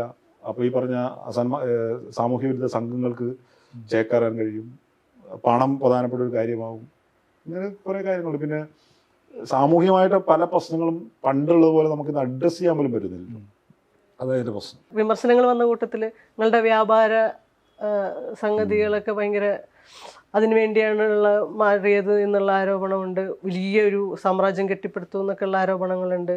നിങ്ങളുടെ സാമ്പത്തിക വശങ്ങൾക്കെതിരായിട്ടുള്ള ആരോപണങ്ങളുണ്ട്. എങ്ങനെയാണ് അതിൻ്റെയൊക്കെ സ്ഥിതി? അത് ഈ നേരത്തെ ഫേസ്ബുക്ക് പോസ്റ്റ് ഇട്ടെന്ന് പറഞ്ഞ ലീഡറിന്റെ നിന്ന് വന്നതാണല്ലോ. അതിപ്പം തുടങ്ങിയതല്ല. ഇദ്ദേഹം ഇത് ഞാൻ ഈ നേരത്തെ പറഞ്ഞ ക്യാമ്പയിൻ തുടങ്ങിയ സമയത്ത് എന്നെ അറ്റാക്ക് ചെയ്യാൻ വേണ്ടിയിട്ട് പിന്നെ അന്ന് ഫേസ്ബുക്കിനകത്ത് ഒരു 4-5 വർഷം മുമ്പേ ഇത് തുടങ്ങിയതാണ്. അതെന്നുവെച്ചാൽ ഞാൻ ഇവർക്കെതിരായിട്ട് ഈ നമ്മൾ ക്യാമ്പയിൻ ആരംഭിച്ചു, നമ്മൾ പറയാൻ തുടങ്ങി കഴിഞ്ഞപ്പം പിന്നെ ഈ ഫേസ്ബുക്കിനകത്ത് മൊത്തം വരുന്നതെന്ന് വെച്ചാൽ ഞാൻ മറ്റേ കച്ചവടം നടന്നു. അപ്പോൾ ഈ ആളുകളെ തെറ്റിദ്ധരിപ്പിക്കുന്ന സാധനമുണ്ടല്ലോ, പെട്ടെന്ന് ഈ പാർട്ടി ലെയറിനെ തെറ്റിദ്ധരിപ്പിക്കാമല്ലോ. ഞാൻ കച്ചവടം തുടങ്ങുന്നു, വലിയ കച്ചവടമാണെന്നൊക്കെ പറഞ്ഞു. ഞാൻ യഥാർത്ഥത്തിൽ 2016 ഈ പിന്നെ ഒരു സംരംഭം ആരംഭിക്കുന്നു. എന്നുവെച്ചാൽ ഞാൻ ഒറ്റയ്ക്കല്ല, എൻ്റെ നമ്മുടെ 2 സുഹൃത്തുക്കളുണ്ട്, അവർ ചേർന്നിട്ട്. അപ്പം ഞാൻ അതിൻ്റെ ഏറ്റവും പ്രധാനപ്പെട്ട കാര്യം ഇത് മാത്രമേ ഇവർക്കുള്ളൂ. ഞാൻ ഇതല്ലാതെ പല കാര്യങ്ങൾ ചെയ്തിട്ടുണ്ട്. നമ്മൾ ഒരു കർഷക പാരമ്പര്യത്തിൽ നിന്നാണല്ലോ നമ്മളൊക്കെ വരുന്നത്. അപ്പം ഞാൻ വീടിൽ കാർഷിക മേഖലയിൽ പല കാര്യങ്ങൾ ചെയ്തിട്ടുണ്ട്. കോഴി ഫാം നടത്തിയിട്ടുണ്ട്, ഞാൻ ഒറ്റയ്ക്ക് കോഴി ഫാം നടത്തിയിട്ടുണ്ട്. പശുവിനെ വളർത്തിയിട്ടുണ്ട്, 5-6 പശുക്കളുണ്ടായിരുന്നു. അങ്ങനെ ഫാമായിട്ട് തന്നെ ഞങ്ങൾ വളർത്തിയിട്ടുണ്ട്. ഞാൻ ഒരു ജനപ്രതിനിധിയായിരിക്കുന്ന സമയത്ത് ചെയ്ത കാര്യമാണ്. നമുക്ക് ദൈനംദിനമായി ജീവിക്കാൻ വേണ്ട വരുമാനം വേണ്ടേ. അപ്പോൾ പാർട്ടി തരുന്ന ലഭ്യം കൊണ്ട് ജീവിക്കാൻ പറ്റും ഒരാൾക്ക് 7,000 രൂപ കൊണ്ട്. അപ്പോൾ സ്വാഭാവികമായിട്ട് എന്താ എൻ്റെ ഇത് കാണേണ്ടത്? ഞാൻ ഈ പാർട്ടി വന്ന സമയത്ത് തന്നെ ഞാൻ തീരുമാനിച്ചൊരു കാര്യം എന്ന് വെച്ചാൽ പാർട്ടി സ്ഥാപനങ്ങളിൽ അതങ്ങനെയാണല്ലോ, പാർട്ടി കേഡർമാർക്ക് പാർട്ടി സ്ഥാപനങ്ങൾ ഒന്നെങ്കിൽ നിങ്ങൾ ജോലി എടുത്തുകൊണ്ട് പാർട്ടി പ്രവർത്തനം നടത്തുക, അല്ലെങ്കിൽ നിങ്ങൾ പിന്നെ നിങ്ങളുടെ കുടുംബത്തിലൊരാൾക്ക് ജോലി കൊടുക്കും. അങ്ങനെയാണ് പാർട്ടി സംവിധാനം. അപ്പം എനിക്ക് ഇപ്പം സാധാരണ ഒരു ഇപ്പോഴത്തെ സ്ഥിതി വെച്ചിട്ടൊരു 1-2 വർഷം പ്രവർത്തിച്ച പിന്നെ അവൻ ചോദിക്കുന്നത് എനിക്കിവിടെ ജോലി എന്നുള്ളതാണ് പാർട്ടിയോട്. ഞാൻ ഈ പാർട്ടി പ്രവർത്തിക്കുന്ന ജോലി അങ്ങനെ. അപ്പം ഞാൻ ആദ്യമേ തന്നെ തീരുമാനിച്ചൊരു കാര്യം, പാർട്ടി സ്ഥാപനങ്ങളിൽ ജോലി ഞാൻ വാങ്ങില്ല എന്ന് തീരുമാനിച്ചു. ഞാനോ എൻ്റെ വീട്ടിലോ ഒരാൾക്ക് ജോലി വാങ്ങില്ല എന്ന് ഞാൻ ആദ്യമേ എൻ്റെ മനസ്സിൽ ഞാൻ തീരുമാനിച്ചൊരു കാര്യമാണ്. അതുകൊണ്ട് ഇപ്പം ഈ ഇത്രയും ഈ 2.5 പതിറ്റാണ്ട് പ്രവർത്തനത്തിനിടയിൽ അങ്ങനെ ഒരു സംഭവം ഇല്ലല്ലോ. അപ്പോൾ സ്വാഭാവികമായിട്ടും നമ്മൾ ഒരു ഘട്ടം കഴിയുമ്പം, വിദ്യാർത്ഥി കാലഘട്ടം കഴിയുമ്പോൾ നമുക്ക് സ്വാഭാവികമായിട്ടും സ്വന്തമായ വരുമാനം എന്നുള്ള പ്രശ്നം വരുമല്ലോ. അപ്പോഴാണ് ഇങ്ങനത്തെ കുറേ പരീക്ഷണങ്ങളൊക്കെ നടത്തിയത്. അല്ലെ നിങ്ങൾ അനധികൃതമായി പണം ഉണ്ടാക്കണം. പണം ഉണ്ടാക്കാനൊക്കെ പറ്റും. നമ്മൾ അധികാര കേന്ദ്രങ്ങളുടെ ഭാഗമായിരിക്കുമ്പോൾ എന്തായാലും പണം ഉണ്ടാക്കാൻ പറ്റും. അപ്പം എനിക്കതിന് താല്പര്യമില്ല. അതുകൊണ്ട് ഞാൻ സ്വന്തമായി കുറേ കാര്യങ്ങളൊക്കെ ചെയ്തു. അത് കഴിഞ്ഞപ്പോൾ ഞാൻ പിന്നെ അഭിഭാഷകനായി കുറച്ചു കാലം പോയി. ഒരു 5-8 മാസം പോയപ്പോഴാണ് പിന്നെ ജില്ലാ സെൻറ്ററിലേക്ക് വന്നത്. അപ്പം ഞാൻ ഈ ബാക്കി എല്ലാ പരിപാടിയും അവിടെ നിർത്തി. കോഴിയും പശു എല്ലാം അങ്ങനത്തെ എല്ലാ പരിപാടിയും ഉപേക്ഷിച്ചു. പിന്നെ അതൊക്കെ ഒരു സീസണലാണ്. എല്ലാം എപ്പോഴും ലാഭകരമൊന്നും ആയിരിക്കില്ല, ചിലപ്പോൾ ഭയങ്കര നഷ്ടം സംഭവിക്കും. അങ്ങനത്തെ പല കാര്യങ്ങളുണ്ട്. അപ്പം ഞാൻ ജില്ലാ സെൻറ്ററിലേക്ക് വന്നു. ആ സമയത്ത് എനിക്ക് തോന്നിയതാണ് അങ്ങനെ അല്ലാതെ ഒരു സ്ഥിരപരമാണ്. എനിക്ക് സ്ഥിരമായി ശ്രദ്ധിക്കേണ്ടാത്ത, എന്നാൽ കുറച്ച് പൈസയൊക്കെ ഇൻവെസ്റ്റ് ചെയ്താൽ, എൻ്റെ സഹോദരങ്ങളുണ്ട്, അപ്പോൾ അവരുടെയും കൂടെ സഹായത്തോടുകൂടി ഇൻവെസ്റ്റ് ചെയ്താൽ ഒരു വരുമാനം കിട്ടുന്ന സംവിധാനം എന്താണെന്നുള്ളത് അങ്ങനെ ആലോചിക്കുന്നവരാണ് നമ്മുടെ സുഹൃത്തുക്കൾ ചേർന്നുകൊണ്ടൊരു ഈ പേസ്ട്രീസിൻ്റെ ഒരു ഷോപ്പ് തുടങ്ങുന്നു. നമ്മുടെ ബർത്ത്ഡേ കേക്ക് ഉണ്ടാക്കുന്ന ഒരു യൂണിറ്റ്. അത് നമ്മുടെ തളിപ്പറമ്പിൽ തന്നെ തുടങ്ങുന്നത്. അപ്പോൾ അതെന്താണെന്ന് വെച്ചാൽ ആ സംരംഭം ഭയങ്കരമായിട്ട് ആളുകൾക്കിടയിൽ നല്ലൊരു അഭിപ്രായം ഉണ്ടായി. നല്ല പ്രൊഡക്റ്റാണ്, നല്ല അഭിപ്രായം ഉണ്ടാക്കി. അത് വൻ വിജയമായി. ഇപ്പോൾ ഈ മാസം തുടങ്ങിയിട്ട് 2 മാസം കഴിഞ്ഞിട്ട് പൂട്ടിപ്പോയതാണെങ്കിൽ ഈ പറയാൻ നിൽക്കുമല്ലോ. ഇതൊരു വിജയിച്ച സംരംഭമാണ്, ജനങ്ങൾക്ക് ഇഷ്ടമുള്ള സംരംഭമാണ്. അതപ്പോൾ ഒന്ന് തുടങ്ങി ഒരു 2 വർഷം കഴിഞ്ഞപ്പം പിന്നെ അത് വേറൊന്നും കൂടെ തുടങ്ങി. അങ്ങനെ ഒരു 3-4 തുടങ്ങാൻ സാധിച്ചു. എല്ലാം ഒരുപോലെയല്ല, എന്നാലും കുഴപ്പമില്ലാതെ പോകുന്ന ഒരു സംവിധാനമായിട്ട് അതുണ്ട്. അപ്പം ഇത് ഈ അന്ന് ഈ പറഞ്ഞ ആളുകൾ എനിക്കതിൽ ഉപയോഗിച്ച സാധനമാണ്. ആളുകളോട് തെറ്റിദ്ധരിപ്പിക്കാൻ പറ്റും. അപ്പോൾ അവരന്ന് പറഞ്ഞതെന്ന് വെച്ചാൽ മുസ്ലിം ലീഗുകാരെ വെച്ചത് കൂട്ടിച്ചേർന്ന് കച്ചവടം നടത്തിയെന്നാണ് എന്നെക്കെതിരെ ആലോചിച്ചത്. അതെന്ന് വെച്ചാൽ എൻ്റെ ഈ സുഹൃത്തുക്കൾ മുസ്ലിം വിഭാഗത്തിൽപ്പെട്ട സുഹൃത്തുക്കളാണ്. അത് അങ്ങനെയുമല്ല. അതിനകത്ത് കുറച്ചുകൂടി പറഞ്ഞു വെച്ചാൽ ഇവരെ തെറ്റിദ്ധരിപ്പിക്കുന്നൊരു കാര്യം എന്ന് വെച്ചാൽ, എൻ്റെ ഈ പാർട്ണറായിട്ടുള്ള ഒരാൾ, അയാൾ പാർട്ടി ബ്രാഞ്ച് സെക്രട്ടറിയാണ്. തലശ്ശേരിയിലെ ഒരു പാർട്ടി ബ്രാഞ്ച് സെക്രട്ടറി. അയാൾ അച്ഛൻ പാർട്ടി ലോക്കൽ കമ്മിറ്റി മെമ്പറായിരുന്നു. അവിടുത്തെ കൗൺസിലറൊക്കെ ആയിരുന്ന ഒരാളാണ്, മരിച്ചുപോയി. അതാണ് എൻ്റെ ഒരു പാടുണ്ട്. പക്ഷെ അതെന്ന് വെച്ചാൽ അവർക്ക് ഈ പറഞ്ഞ പിന്നെ ലീഗുമായിട്ടൊക്കെ ബന്ധമുള്ള അവരുടെ ഒരു അവർ ഈ SFI പിന്നെ വിദ്യാർത്ഥി ജീവിതത്തിന് ശേഷം ഒരു ഗ്യാപ്പ് ഉണ്ടായിരുന്നു. ആ ഗ്യാപ്പിൽ അവർ ഏതൊരു കൺസ്ട്രക്ഷൻ ഫീൽഡിൽ ഈ പറഞ്ഞ ലീഗുകാരെ ബന്ധപ്പെട്ട ഏത് ഫീൽഡിൽ അവർ കുറച്ചു കാലം ഉണ്ടായിരുന്നു. അപ്പോൾ അവരെ ഒന്നിച്ചൊക്കെയുള്ള ഫോട്ടോസൊക്കെ ഇങ്ങനെ ഷെയർ ചെയ്തിരുന്നു ഈ അവരുടെ ഫേസ്ബുക്കിനകത്ത്. ഞാനീ പറഞ്ഞ ഒരാളുടെ ഒരു ഫോട്ടോയും ഞാൻ അങ്ങനെ ഷെയർ ചെയ്യാറില്ല. പക്ഷെ അവരൊക്കെ ഇങ്ങനെ അവരുടെ നേതാക്കളെല്ലാം അത് അദ്ദേഹം പിണറായി വിജയൻ്റെ കൂടെ നിൽക്കുന്ന ഫോട്ടോ ഉണ്ട്. പിന്നെ ഈ പറഞ്ഞ തലശ്ശേരിയാണല്ലോ സ്ഥലം, ഇവർ ഷംസീറിൻ്റെ കൂടെ നിൽക്കുന്ന ഫോട്ടോ ഉണ്ട്. അവർക്ക് എല്ലാവരും അറിയുന്നതാണ്, അവരുടെ നാട്ടിലാണല്ലോ. അതുപോലെ തന്നെ അവരുടെ സുഹൃത്തുക്കളായ ലീഗുകാരുടെ കൂടെ നിൽക്കുന്ന ഫോട്ടോ ഉണ്ട്. പക്ഷെ ആ ലീഗുകാരുടെ കൂടെ നിൽക്കുന്ന ഫോട്ടോ എന്ത് ചെയ്തു? പ്രചരിപ്പിച്ചു. എന്നിട്ട് അത് ലീഗുകാരനാണ് എന്ന് പറഞ്ഞു. യഥാർത്ഥത്തിൽ അവൻ ബ്രാഞ്ച് സെക്രട്ടറിയാണ്. ഈ കഴിഞ്ഞ തെരഞ്ഞെടുപ്പ് കാലത്ത് ബൂത്ത് സെക്രട്ടറിയാണ്. KK ശൈലജ ടീച്ചറെ ജയിപ്പിക്കാനുള്ള ബൂത്ത് സെക്രട്ടറിയാണ് ആ കക്ഷി. അയാളാണ് പറഞ്ഞത് ലീഗാണ്, അയാളുടെ കൂടെയാണ് ഞാൻ കച്ചവടം ചെയ്തത്. ഇത് ആളുകൾക്ക് അറിയില്ലല്ലോ, താഴെ ആളുകൾക്ക് ഇതെല്ലാവർക്കും അറിയില്ല ഇത് ആരെന്താണെന്ന്. ഈ പതനാണ് സംഘടിപ്പിച്ചത് അന്ന്. അപ്പം അതല്ല, ഇദ്ദേഹം തന്നെ കമ്മിറ്റികൾക്കകത്ത് പറഞ്ഞു ഞാൻ ഫുൾ ടൈമാണ്, അതുകൊണ്ട് ഇങ്ങനെ ബിസിനസ് സംരംഭങ്ങളിൽ പാടില്ല. അപ്പോൾ പാർട്ടി എന്നോട് അതിനെ സംബന്ധിച്ച് ചോദിച്ചു. അങ്ങനെ ഒരു ഇതുണ്ട്, ഒരു നയമുണ്ട് പാർട്ടിക്കകത്ത്. ഫുൾ ടൈം കേഡറായിരിക്കുന്ന ഒരാൾ. അപ്പോൾ എനിക്ക് DYFI ഈ പറഞ്ഞ 7,000 രൂപ അലവൻസ് കിട്ടുന്നതാണല്ലോ, ഫുൾ ടൈം കേഡർ കിട്ടുന്നതാണല്ലോ. അപ്പം ഒരാൾ മറ്റ് ജോലിയോ അല്ലെങ്കിൽ മറ്റു കാര്യങ്ങളോ ചെയ്യാൻ പാടില്ല. അവരുടെ വീട്ടിലൊരാൾക്ക് വേണമെങ്കിൽ ജോലി കൊടുക്കും, പക്ഷെ സ്വന്തമായി ചെയ്യാൻ പാടില്ല. അല്ലെങ്കിൽ മറ്റേതെങ്കിലും. അപ്പം അതിൻ്റെ അടിസ്ഥാന കാര്യം എന്താ? നിങ്ങൾ ഫുൾ ടൈം കേഡർ എന്ന് പറഞ്ഞാൽ നിങ്ങളുടെ സമയം മറ്റൊരു കാര്യത്തിൽ ഉപയോഗിക്കരുത് എന്നുള്ളതാണ്. ഞാനീ പറഞ്ഞ സംരംഭത്തിന് 1% പോലും എൻ്റെ സമയം ഉപയോഗിക്കുന്നില്ല. അതവിടെ നടക്കുന്നുണ്ട്. ഞാൻ പാർട്ടി ഓഫീസിലാണ് പൂർണ്ണ സമയം നിൽക്കാറുള്ളത്. ഈ പറഞ്ഞ DYFIയുടെ ഓഫീസ് പ്രവർത്തിക്കുന്ന യൂത്ത് സെൻ്ററിലാണ് ഞാൻ പൂർണ്ണ. ഇവരാരും ഇല്ലാത്തപ്പോഴും ഞാനാണ് അവിടെ ഉണ്ടാവുക. അപ്പോൾ അങ്ങനെ നിൽക്കുന്ന ഒരാളായിരുന്നു ഞാൻ. SFI കാലത്ത് പൂർണ്ണമായും SFI ഓഫീസിൽ തന്നെ കിടന്നുറങ്ങി ജീവിച്ച ആളാണ്. പക്ഷേ ഈ പറഞ്ഞ ഒരു സാധനം കൊണ്ടുവന്നു. എന്നിട്ട് കമ്മിറ്റി വിളിച്ച് ഞാനപ്പം പാർട്ടിക്ക് ഇതിന് ഡീറ്റെയിൽ ആയിട്ട് എഴുതി കൊടുത്തു ഇങ്ങനെയൊക്കെയാണിത് കാര്യങ്ങൾ എന്നുള്ളത് ഡീറ്റെയിൽ എഴുതി. അത് പാർട്ടി ജില്ലാ കമ്മിറ്റി പരിശോധിച്ചു, അംഗീകരിച്ചു. ഞാൻ പറഞ്ഞതിന് വാസ്തവമായി അംഗീകരിച്ചവിടെ വെച്ച കാര്യമാണ്. എത്രയോ വർഷങ്ങൾക്ക് മുമ്പ്, എനിക്ക് തോന്നുന്നത് ഒരു 2018 കാലത്തായിരിക്കും.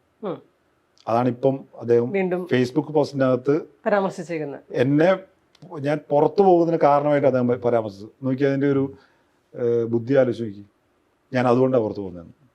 ഇപ്പോൾ പറഞ്ഞില്ലേ SFIയിൽ ഫുൾ ടൈം. ഇപ്പോൾ നമ്മൾ പഴയ കാല SFIയുടെ ഭൂതകാലത്തിൽ അഭിനമിക്കുന്ന ഒരുപാട് നേതാക്കളെ നമുക്ക് കാണാൻ പറ്റും. SFI ആയിരുന്നു എന്നൊക്കെ പറഞ്ഞിട്ട്. പുതിയ കാലത്തെ അന്ന് സമരങ്ങളുടെ ഒരു കാലവും കൂടിയിട്ടായിരുന്നു. സമരത്തിൽ നിന്നും മാറ്റി നിർത്തിക്കൊണ്ട് ഒരു SFI എന്ന് പറയുന്ന വിദ്യാർത്ഥി പ്രസ്ഥാനത്തെയോ DYFI എന്ന് പറയുന്ന ഒരു യുവജന പ്രസ്ഥാനത്തെയോ നമുക്ക് ചിന്തിക്കാൻ പറ്റുന്ന ഒരു കാലം ഉണ്ടായിരുന്നു. പക്ഷെ കഴിഞ്ഞൊരു 10 വർഷം എടുത്താൽ SFI സമരം ചെയ്തിട്ടില്ല, DYFI സമരം ചെയ്തിട്ടില്ല. അതൊരു വലിയ പ്രശ്നം തന്നെയാണത്. അതൊരു വലിയ പ്രശ്നമാണത്. പക്ഷേ ഇപ്പോൾ ഇന്ന് പ്രഖ്യാപിച്ചിട്ടുണ്ട് നാളെ ഒരു നീറ്റ് അഖിലേന്ത്യാ വിഷയത്തെ സംബന്ധിച്ചൊരു പിന്നെ മലപ്പുറം ജില്ലാ കമ്മിറ്റിയുടെ ഒരു സമരം കഴിഞ്ഞ ആഴ്ച കണ്ടിരുന്നു. അപൂർവമാണ്. അല്ല, അത് വളരെ ഗൗരവമായ പ്രശ്നമാണ്. വളരെ ഗൗരവമായ ഒരു പ്രശ്നമാണ്. ഈ ഭരിക്കുന്ന SFI ഒരിക്കലും CPMന്റെ പോഷക സംഘടനയല്ല, അങ്ങനെയാണ് പറയാറ്. അല്ല, അങ്ങനെ ആവേണ്ടതാണ്. SFI ഒരു കാലഘട്ടം അങ്ങനെ ആയിരുന്നു. പക്ഷെ അത് എന്തുകൊണ്ടാണ് ഇതിപ്പം SFI ആയാലും DYFI ആയാലും സ്വതന്ത്ര സംഘടനകളാണ് യഥാർത്ഥത്തിൽ അങ്ങനെയാണ് അതിനെ വിഭാവനം ചെയ്യുന്നത്. അതിന് മറ്റ് ഫ്രാക്ഷനും സംവിധാനമൊക്കെ ഉണ്ടാവാം, പക്ഷേ അത് CPMന്റെ മെമ്പർമാർക്ക് മാത്രം ബാധകമായ കാര്യമാണ്. ശരിക്കും അതിനെ സ്വതന്ത്രമായി പ്രവർത്തിപ്പിക്കണം എന്നുള്ളതാണ് അതിൻ്റെ. പക്ഷേ അത് ഏതെങ്കിലും കാലത്ത് ആ സ്വാതന്ത്ര്യം ഉപയോഗിച്ചിട്ടുണ്ടോ സംഘടന?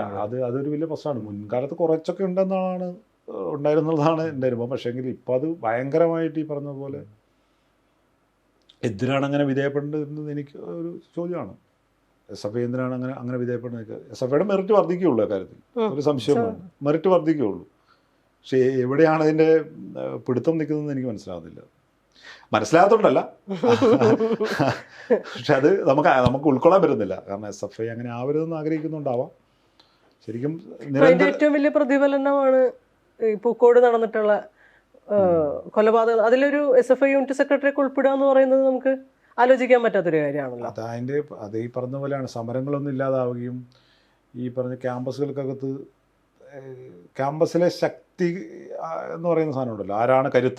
ആ കരുത്തിൻ്റെ പാരമ്പര്യത്തിലാണ് ഇതൊക്കെ മുമ്പോട്ട് വരുന്നത്. ഉം. അവിടെ രാഷ്ട്രീയ പ്രവർത്തനത്തിൻ്റെതല്ല പലതും. കുറേ കാലം KSU ആയിരുന്നു കേരളത്തിലെ ക്യാമ്പസുകളുടെ കരുത്തായ സ്ഥാനം. അപ്പോൾ ആ കരുത്ത് കുറേ കാലം ഇങ്ങനെ മുമ്പോട്ട് വന്നു. പിന്നീട് അത് SFI ഒരു വളരെ ക്രിയാത്മകമായി അതിന് മുകളിൽ കയറി വന്നു. അപ്പോൾ SFIക്ക് ഒരു ആകെ കരുത്ത് എല്ലാ ക്യാമ്പസുകൾക്കകത്ത് വന്നു. അപ്പോൾ ആ കരുത്തിൻ്റെ പാരമ്പര്യത്തിൽ ഇങ്ങനെ മുമ്പോട്ട് പോവാണ്. അവിടെ എന്ത് സംഭവിക്കുകയാണ്, നേരത്തെ മറ്റവർക്ക് നഷ്ടപ്പെട്ടതുപോലെ തന്നെ രാഷ്ട്രീയം നഷ്ടപ്പെട്ട് അതൊരു ആൾക്കൂട്ട സംഘമായി മാറുന്നു. ഈ ആവേശ കമ്മിറ്റിക്കാരാണ്, അവരാണ് ഇത് ഇങ്ങനെ കൊണ്ടുവരുന്നത്.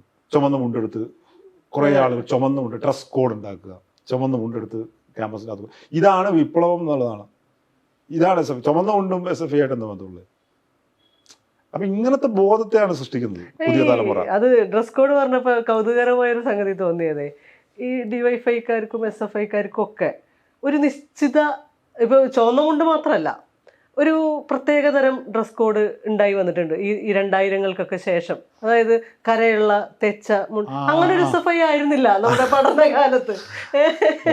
പിന്നെ പിണറായി വിജയൻ സംസാരിക്കുന്ന ഭാഷ തന്നെ സംസാരിക്കുന്ന നേതാക്കൾ, കുട്ടി നേതാക്കളൊക്കെ അല്ലേ, അങ്ങനത്തെ ഒരുപാട് കാര്യങ്ങൾ വന്നിട്ടുണ്ട്. പണ്ടെല്ലാം വെച്ചാൽ ആ പാർട്ടി ഓഫീസിൽ കിടന്നുറങ്ങിയിട്ട് അല്ലെങ്കിൽ അവിടെ എവിടെയെങ്കിലും ഹോസ്റ്റൽ മുറിയിൽ എവിടെയും കിടന്നുറങ്ങിയിട്ട് കിട്ടുന്നു എടുത്തു കൊടുത്തു പോകുന്ന അങ്ങനത്തെ ഒരു സംവിധാനമൊക്കെ 2-3 ദിവസമൊക്കെ പിന്നെ ഈ പറഞ്ഞ ഒരേ അല്ല, അത് അങ്ങനെ ആവണമെന്നല്ല, അങ്ങനെ ആകുന്നതാണ് SFI എന്നല്ല ഞാൻ പറയുന്നത്. SFIക്കാർക്ക് വൃത്തി നടക്കുന്നത്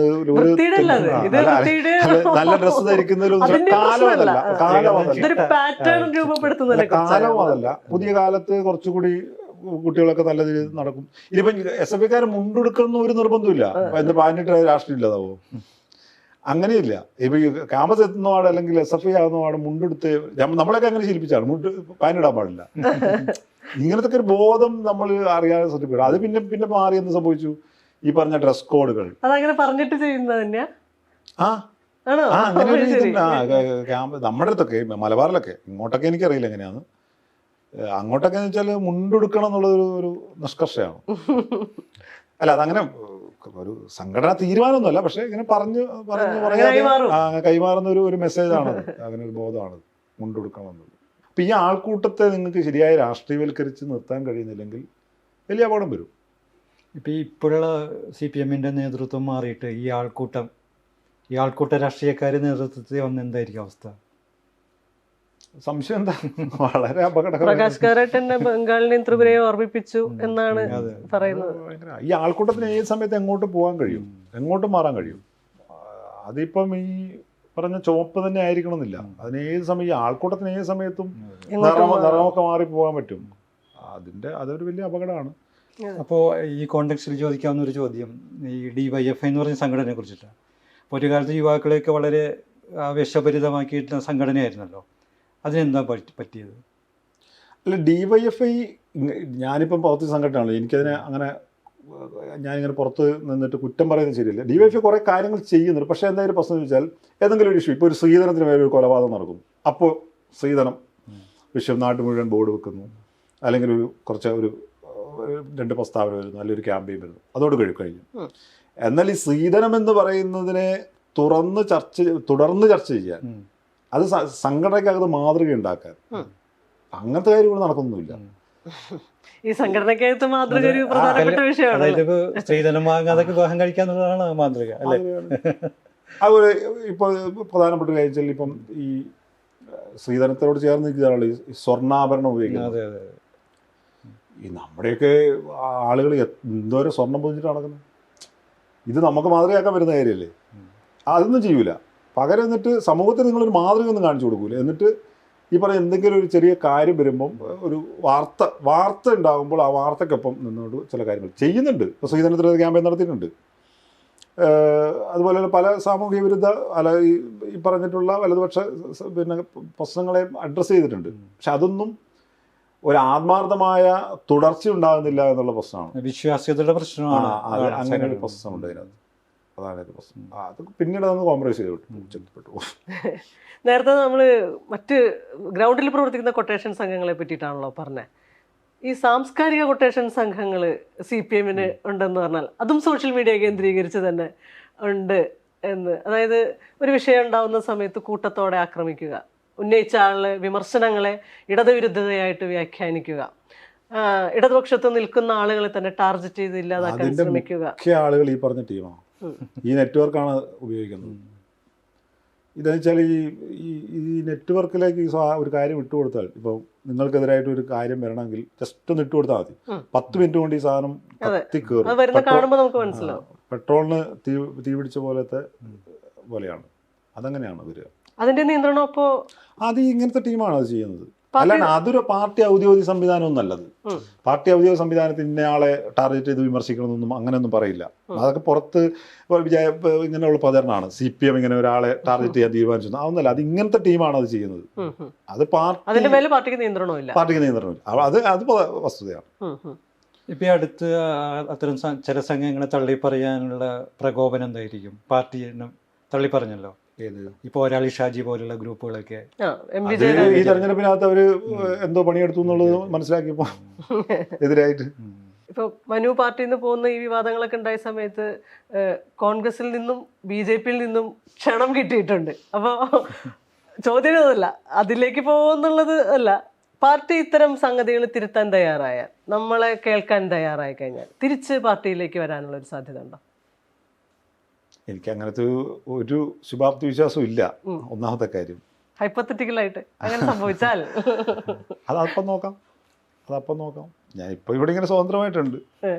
ഞാനങ്ങനെ പാർട്ടിയെ കടന്നാക്രമിച്ച എതിരാളികൾക്ക് വിചാരണ ചെയ്യാൻ വേണ്ടിയിട്ട് ഞാനൊന്നും പറഞ്ഞിട്ടില്ല. ഞാൻ എൻ്റെ അതിനുള്ളിൽ നിന്നപ്പോഴത്തെ ചില ഫീലിങ്സ് ഒക്കെ ഉണ്ട്. അത് സ്വാഭാവികമായിട്ട് ഇങ്ങനെ ഒരു ചർച്ച നടന്നുകൊണ്ട് മാത്രം. അല്ല, ഞാനിത് പറയാനൊന്നും ഈ പറഞ്ഞ ഒരു കാര്യവും ഞാൻ പറയാൻ നിൽക്കുന്നതല്ല. ഇങ്ങനെ ഒരു ചർച്ച നടന്നുകൊണ്ട് അത് പറയാമെന്ന് ഉദ്ദേശിച്ചത് മാത്രമേ ഉള്ളൂ. അല്ലാതെ പാർട്ടി ഞാൻ മൊത്തത്തിൽ പാർട്ടി നമുക്ക് അങ്ങനെ ഒരു വലിയ അപകടം ഈ സമൂഹത്തിൽ പ്രവർത്തിക്കുന്ന ഒരു സംവിധാനമാണല്ലോ. തീർച്ചയായും അത് നന്നായി മുന്നോട്ട് പോകണമെന്നല്ലേ എല്ലാവരും കാണുള്ളൂ. നന്നാവണം, തിരുത്തപ്പെടണം. പക്ഷെ ഈ തിരുത്തപ്പെടുക എന്ന് പറയുന്നത് യാന്ത്രികമാവരുത് എന്നുള്ളതാണ്. ഇപ്പം ഈ ഒരു ഇലക്ഷൻ തോറ്റ് കഴിയുമ്പം ഞങ്ങളൊക്കെ തിരുത്തും, ഞങ്ങൾ ജനങ്ങളിലേക്ക് ഇറങ്ങും എന്നൊക്കെ പറയാം. നമ്മളൊക്കെ പോയിട്ടുണ്ട് ജനങ്ങളെ കേൾക്കാൻ വേണ്ടിയിട്ട്. ജനങ്ങൾ കുറേ കാര്യങ്ങൾ പറയും. കഴിഞ്ഞ ലോക്സഭാ തെരഞ്ഞെടുപ്പ് കഴിഞ്ഞപ്പോൾ ശബരിമലക്കാലത്തുണ്ടായിരുന്നു. കഴിഞ്ഞ തെരഞ്ഞെടുപ്പിന്റെ വലിയ തോൽവി ഉണ്ടായിരുന്നു. ഈ കഴിഞ്ഞല്ല, 2019. അപ്പം ജനങ്ങൾ കുറേ കാര്യങ്ങൾ പറയും. പക്ഷെ തിരുത്തേണ്ടത് അടിസ്ഥാനപരമായി ആരാ? ഇതിൻ്റെ നയം. ഇത് മുകളിൽ നിന്ന് കെട്ടിപ്പിടിക്കുന്ന പാർട്ടി എന്നാണല്ലോ CPM സംവിധാനം. മുകളിൽ നിന്ന് തന്നെയല്ലേ തിരുത്തി വരേണ്ടത്. അല്ലാണ്ട് ഇത് താഴെ ഈ പറഞ്ഞ തിരുത്താൻ കാര്യമായിട്ടൊന്നുമില്ല. ഇതിന് പ്രതീകാത്മകമായിട്ട് നമ്മൾ കാണുകയാണെങ്കിൽ ജനങ്ങളെ കേൾക്കാൻ വേണ്ടി പണ്ട് പാർട്ടി ജനങ്ങൾക്കിടയിൽ ലിറ്ററലി ഇറങ്ങി തന്നെയായിരുന്നു ചെയ്തിരുന്നത്. ഇപ്പോൾ പാർട്ടി ഏറ്റവും ലേറ്റസ്റ്റ് ആയിട്ട് യന്ത്രത്തിലാണ്, ബസ്സിലാണ്. എന്ന് വെച്ച് കഴിഞ്ഞാൽ ഒരു നവകേരള യാത്ര എന്ന് പറഞ്ഞു മന്ത്രിമാരെല്ലാം കൂടെ ജനങ്ങളെ കാണാനായിട്ട് ഇറങ്ങിയ ഒരു അവസ്ഥയുണ്ട്. അതിന് പാർട്ടിക്കുള്ളിൽ ഇപ്പോൾ സാധാരണ ആൾക്കാർ പാർട്ടി പ്രവർത്തകരുടെ അടുത്ത് തന്നെ സംസാരിക്കുമ്പോൾ നമുക്ക് മനസ്സിലാവും അവർക്കൊക്കെ ഇതിനകത്ത് വിയോജിപ്പുകൾ തോന്നാറുണ്ട്. ഒരു യോജന ആ സമയത്തൊക്കെ അതും പലപ്പോഴും ജനവിരുദ്ധമായിട്ടാണ് റൂട്ട് പോയിക്കൊണ്ടിരുന്നത്. അതൊക്കെ വെച്ചാൽ ഈ പുതിയ കാലത്ത് പലരും കാണിക്കുന്ന കാര്യങ്ങൾ അനുകരിക്കാൻ ശ്രമിക്കുന്നതിൻ്റെ അവസ്ഥയാണ്. അങ്ങനെ പോകുന്നതാണ്. ഇപ്പോൾ റോഡ് ഷോ, ഇപ്പോൾ ഈ തെരഞ്ഞെടുപ്പ് കാലത്തൊക്കെ കണ്ടില്ലേ, എല്ലാവരും റോഡ് ഷോ ആണ്. റോഡ് ഷോ നടത്തി വോട്ട് ചെയ്യുക ആരെങ്കിലും? ചെയ്യൂല. എത്ര ലക്ഷം രൂപ അതിനുവേണ്ടി ചിലവഴിക്കുന്നത് എല്ലാ രാഷ്ട്രീയ പാർട്ടികളും. ഇന്ന് പറഞ്ഞ പോലെയാണ്. ഈ റോഡ് ഷോ എന്ന് നടത്തിയിട്ടൊന്നും ഈ ഒരു ഭരണത്തെയും ജനങ്ങളെത്തിക്കാൻ പറ്റില്ല. ജനങ്ങൾക്ക് വേണ്ടി നയം രൂപീകരിക്കുക, നടപ്പിലാക്കുകയും ചെയ്യുക എന്നുള്ളത്. അല്ലാതെ വേറെ ഒന്നും നിങ്ങളിപ്പോൾ ഈ ഒന്നും വേറെ ഒരു കാര്യം ചെയ്യണ്ട. നിങ്ങൾ പ്രവർത്തിച്ചാൽ മതി, നയം രൂപീകരിച്ചാൽ മതി. ഒന്നും ചെയ്യണ്ട. നിങ്ങൾ ജനങ്ങളുടെ അടുത്ത് പോയി പറയുക ചെയ്യണ്ട. അത് അവിടെ എത്തിക്കോളും തന്നെ. ഇപ്പം ജയരാജനെതിരെ ആൾദൈവമായിട്ട് കാണാൻ തുടങ്ങിയതിൻ്റെ പ്രശ്നം. ഇപ്പോൾ പാർട്ടി തന്നെ മുമ്പ് ജയരാജൻ്റെ ഒരു വീഡിയോ ഒക്കെ ഇറങ്ങിയ സമയത്ത് അതിനെ തിരുത്തണം എന്നൊക്കെയുള്ള സംഗതികളെല്ലാം വന്നത്. പക്ഷെ നമ്മൾ വലിയ നേതൃത്വത്തിലേക്ക് നോക്കുമ്പോൾ പിണറായി വിജയൻ ഉൾപ്പെടെ ഈ ഒരു അപ്രമാദിത്വത്തിലേക്ക്, ഒരു വ്യക്തി എന്നുള്ള രീതിയുടെ അധികാര സ്വരൂപത്തിലേക്ക് കാരണഭൂതൻ എന്നുള്ള പാട്ടുകൾ, വാഴ്ത്തുപാട്ടുകൾ ഉണ്ടാകുന്നു. അങ്ങനെ പലതരത്തിൽ ഒരു അധികാര കേന്ദ്രീകരണം. അദ്ദേഹത്തോട് ആൾക്കാർക്ക് സംസാരിക്കാനാവുന്നില്ല, മീഡിയയ്ക്ക് സംസാരിക്കാനാവുന്നില്ല, കൂടെ നിൽക്കുന്നവർക്ക് സംസാരിക്കാനാവുന്നില്ലെന്ന ആരോപണങ്ങൾ വരുന്നു. അങ്ങനെ ഒരു അധികാരം ഭയങ്കരമായിട്ട് കേന്ദ്രീകരിക്കപ്പെട്ടിട്ടുണ്ടോ പാർട്ടിക്കകത്ത്? പിണറായി വിജയനെ സംബന്ധിച്ച് ഞാൻ അദ്ദേഹത്തെ അങ്ങനെ വിമർശിക്കാൻ ഒരാളല്ല. എന്നാലും പിണറായി വിജയൻ അദ്ദേഹത്തിൻ്റെ ഒരു ശൈലി രൂപപ്പെടുത്തി അധികാരം വരെ വരുന്ന ഒരാളാണ്. അതിൻ്റെ ഒരു ശൈലിയുടെ ഒരു ബാക്കിയാണ് ഇത് ഈ പറഞ്ഞതെല്ലാം എന്ന് എനിക്ക് തോന്നുന്നു. മാധ്യമങ്ങളെ ഒരു പ്രത്യേകം അകലത്ത് നിർത്തുക, സംസാരിക്കേണ്ടത് മാത്രം സംസാരിക്കുക എന്നൊക്കെയുള്ളത് അദ്ദേഹത്തിൻ്റെ ഒരു ശൈലി രൂപപ്പെടുത്തി വന്നതിന്. പക്ഷെ അത് നല്ലതാണെന്ന് വെച്ചാൽ ഒട്ടും നല്ലതല്ല. കാരണം എന്ന് വെച്ചാൽ ഒരു ഭരണകർത്താവ് അല്ലെങ്കിൽ ഒരു രാഷ്ട്രീയ നേതാവ്, പ്രത്യേകിച്ച് ഒരു കമ്മ്യൂണിസ്റ്റുകാരൻ, അങ്ങനെയാണോ ആവേണ്ടത് വെച്ചാൽ അങ്ങനെയല്ല. പക്ഷേ ദൗർഭാഗ്യവശാൽ എന്താ സംഭവിച്ചത്, പിണറായിയുടെ ചെറുപ്പകാലം മുതൽ രൂപീകരിച്ചു വന്ന ഒരു ശൈലി അതായിരുന്നു. ദൗർഭാഗ്യകരമായ ഒരു കാര്യം എന്ന് വെച്ചാൽ പിണറായി വിജയൻ അനുകരിച്ച് കുറേ പേര് ഈ ശൈലി നമ്മുടെ എല്ലായിടത്തും സ്വീകരിച്ചു തുടങ്ങി. അത് പിണറായി നാട്ടിലെല്ലാം പോകുന്നില്ലല്ലോ. ഈ പോകുന്നവരെ ഈ ശൈലി എടുത്തു കഴിഞ്ഞപ്പോൾ എന്ത് സംഭവിച്ചു, പലതരം പിണറായി ശൈലികൾ വന്നു. അത് ഭയങ്കരമായിട്ട് അത് അനുകരിക്കപ്പെട്ടിട്ടുണ്ട്.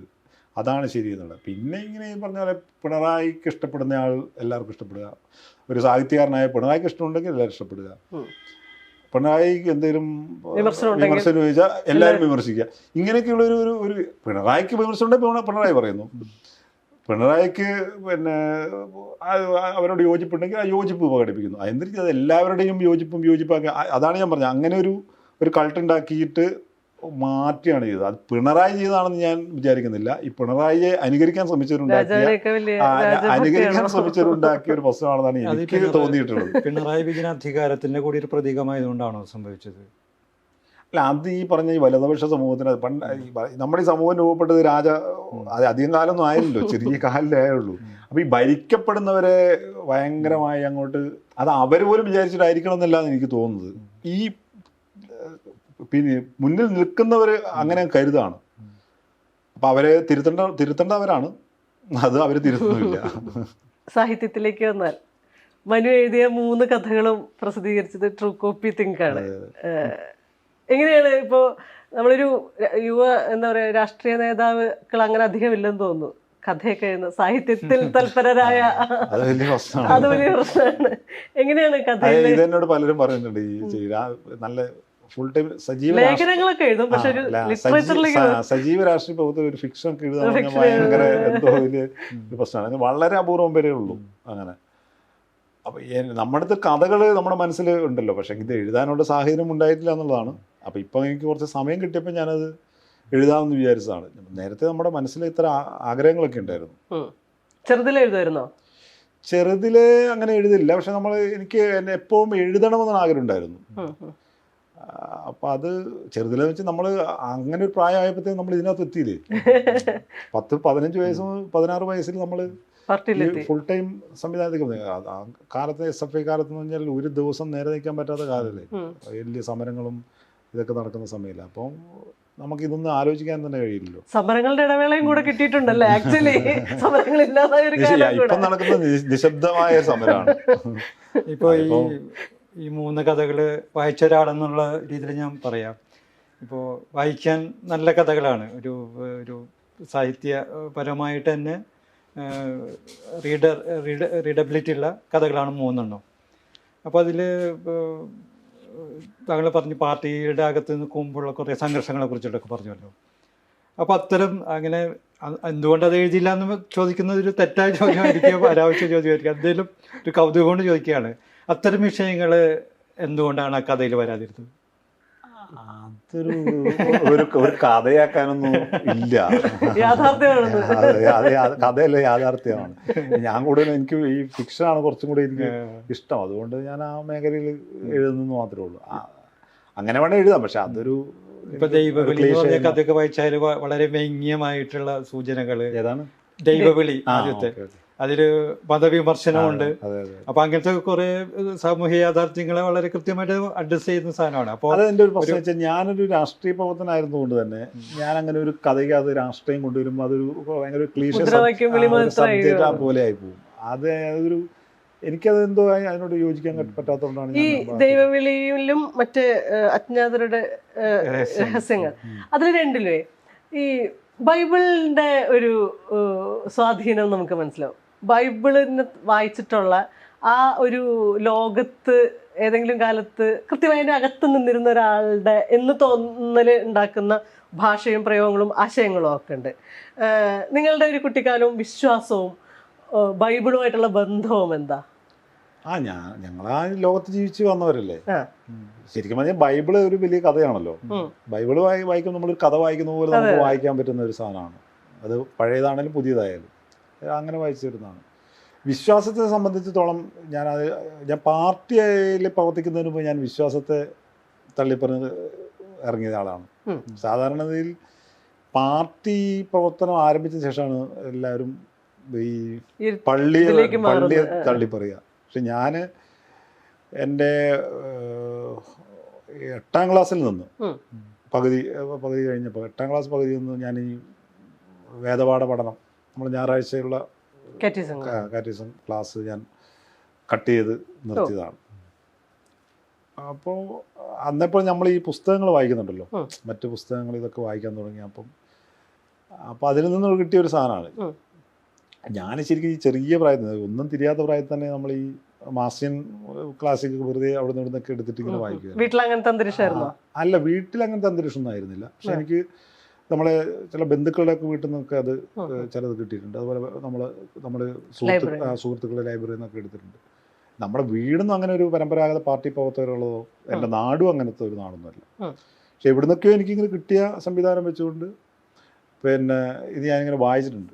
അപ്പം ഈ മാസിൻ്റെ ഒക്കെ ഓൺ റിലീജിയൻ എന്നൊക്കെ ഉള്ള ബുക്കൊക്കെ ഞാൻ എടുത്തിട്ട് അന്ന് വായിച്ചിട്ട് അതിപ്പോഴും അവിടെ എൻ്റെ അലമാരിയിലുണ്ട്. അതിനകത്ത് നിന്ന് ഓരോ ഭാഗങ്ങൾ എഴുതി കടലാസിനകത്ത് സൂക്ഷിക്കുക, ഇങ്ങനത്തെ കാര്യങ്ങളൊക്കെ ചെയ്യായിരുന്നു. അങ്ങനെ ഒരു 14-15 വയസ്സായപ്പോൾ ശരിക്കും പള്ളി വിരോധിയായി മാറി. പിന്നെ പക്ഷെ ഞാൻ അവരെ ഒന്നും ഈ പറഞ്ഞ പോലെ നമ്മളൊക്കെ മാറിയെന്നേ ഉള്ളൂ, അല്ലാണ്ട് അവരുടെ അടുത്ത് പോയിട്ട് യുദ്ധം ചെയ്യാമെന്ന് ഞാൻ നിന്നിരുന്നില്ല. ഒരു സംഘർഷം ഉണ്ടായില്ല, ഒരു സംഘർഷവും.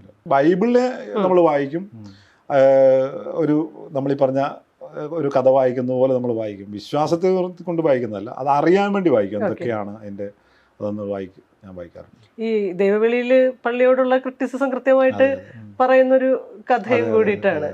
വായനന്റെ സ്വഭാവം എങ്ങനെയാ പൊതുവെ? നിന്റെ ഇടയിൽ വായിക്കാനുള്ള സമയമൊക്കെ കിട്ടാറുണ്ടോ? വായിക്കും. ഞാൻ പിന്നെ ഈ പറഞ്ഞ ഫിക്ഷനാണ് കൂടുതലും വായിക്കുക. പിന്നെ പിന്നെ നമ്മളെ എന്താ പറയുക, ചില ഏരിയകൾ എനിക്ക് നമ്മുടെ ഹിസ്റ്ററി എനിക്ക് ഭയങ്കര ഇഷ്ടമുള്ള ഒരു സബ്ജക്റ്റാണ്, അത് വായിക്കാറുണ്ട്. അതുപോലെ ഈ നമ്മളെ ജെനറ്റിക്സ് അങ്ങനെയുള്ള മേഖലകളിൽ ഞാൻ കുറച്ചധികം വായിക്കാൻ ശ്രമിക്കുന്ന ഒരാളാണ്. പിന്നെ ഇപ്പം ഈ നമ്മുടെ ഹരാരിയുടെ പോലെയുള്ള എഴുത്തുകൾ, അത്തരം എഴുത്തുകൾ ഞാൻ സയൻസ് അങ്ങനത്തെ കാര്യങ്ങൾ വായിക്കാറുണ്ട്. ഇപ്പം നിങ്ങളുടെ കഥ വായിക്കുന്ന സമയത്ത് എഴുത്ത് ശീലമുള്ള ഒരാൾക്ക് പറ്റുന്ന എഴുത്താത്, അതായത് ആദ്യമായിട്ട് കഥ എഴുതുന്ന വഴക്കമില്ലാത്ത ഒരാളുടെ എഴുത്തായിട്ടല്ല നമുക്കത് വായിക്കുമ്പോൾ തോന്നാം. ഓഫ്കോഴ്സ് വായനയുള്ള ഒരാൾക്ക് അങ്ങനെ പറ്റും. പക്ഷെ എന്നാൽ പോലും ഇപ്പോഴാണ് എഴുതി തുടങ്ങുന്നത് എന്ന് പറയുമ്പോഴേ എഴുതി വെക്കുന്ന സ്വഭാവമല്ല. ഞാൻ നേരത്തെ മുതലേ ഇങ്ങനെ മനസ്സിനകത്ത് ചില കഥകൾ ഇങ്ങനെ ഇട്ട് വീണ്ടും വീണ്ടും ഇങ്ങനെ പറഞ്ഞുകൊണ്ടിരിക്കും. അത് പറഞ്ഞുകൊണ്ടിരിക്കുന്നിടത്താണ് എഴുതാൻ പെട്ടെന്ന് നമുക്ക് ഫ്ലോയിൽ എഴുതാൻ പറ്റുന്നത്. അത് അങ്ങനെ സംഭവിക്കുന്നത്. സ്വാതന്ത്ര്യത്തിന്റെ ലോകത്തിലേക്ക് വന്നു എന്ന് പറഞ്ഞല്ലോ. അപ്പൊ അത് ഈ പറഞ്ഞ പോലുള്ള ക്രിയേറ്റീവ് റൈറ്റിംഗ്സിലൊക്കെ അത് പ്രതിഫലിക്കാൻ സാധ്യതയുണ്ടല്ലോ. ഇനിയും എഴുതുമോ? രാഷ്ട്രീയം കുറേയും കൂടി വരുമോന്ന് ചോദിക്കുക. അത് ചിലപ്പോൾ സംഭവിക്കാം, ഇപ്പൊ പറയാനില്ല. നമുക്ക് ഏതാണ് ഒരു കഥാപരിസരം ഉള്ളത് അതിനകത്ത് ഒരുപക്ഷെ എനിക്ക് തോന്നുന്നത് ഇപ്പോൾ താങ്കൾ അന്ന് ഈ കഥകൾ ആലോചിക്കുന്ന സമയത്തൊക്കെ പാർട്ടിയുടെ അകത്ത് നിൽക്കുന്നത് കൊണ്ട് ചിലപ്പോൾ ഈ പറഞ്ഞ ചിലപ്പോൾ ക്രിയേറ്റിവിറ്റിയുടെ മേലെ ആ ഒരു പാർട്ടി പൊളിറ്റിക്സിന്റെ അകത്ത് നിൽക്കുമ്പോൾ ഞാൻ സത്യത്തിൽ എഴുതിയത്. എനിക്ക് തോന്നുന്നു ഈ ഒരു 1.5 വർഷത്തിനിടയിൽ തന്നെ ആയിരിക്കും ഇത് സംഭവിച്ചിട്ടുണ്ടാവുക. അപ്പൊ അങ്ങനെ ഒരു ഒന്നും മാനസികാവസ്ഥ നമുക്കില്ല. ഈ പാർട്ടിയിൽ നേരത്തെ സൈദ്ധാന്തിക തലത്തിൽ അഭിപ്രായം പറയാനും ഒരു വിഷയം വരുന്ന സമയത്ത് മറുപടി പറയാനും അതിനെ ആ രീതിയിൽ അനലൈസ് ചെയ്യാനും വിശകലനം ചെയ്തൊരു സൊല്യൂഷനിലേക്ക് എത്തിക്കാനും ഒക്കെ ശേഷിയുള്ള നേതാക്കന്മാർ പാർട്ടിയിലൊരു PMS തുടങ്ങിയിട്ടുള്ള ആളുകളെ കുറിച്ചൊക്കെ നമ്മൾ അങ്ങനെയാണ് ഓർക്കുന്നത്. ഒരു കാലഘട്ടം കഴിഞ്ഞപ്പോഴേ പാർട്ടിക്ക് അത്തരം ഒരു സൈദ്ധാന്തിക വിശകലന മുഖങ്ങളില്ലാതായി പോയി. വായന EMS ഇപ്പം സൈദ്ധാന്തിക വിഷയം എന്ന് വെച്ചാൽ അതിന് മാത്രമല്ല പറയാ. EMS പ്രായോഗിക രാഷ്ട്രീയത്തിലെ പ്രായോഗിക രാഷ്ട്രീയ സാഹിത്യം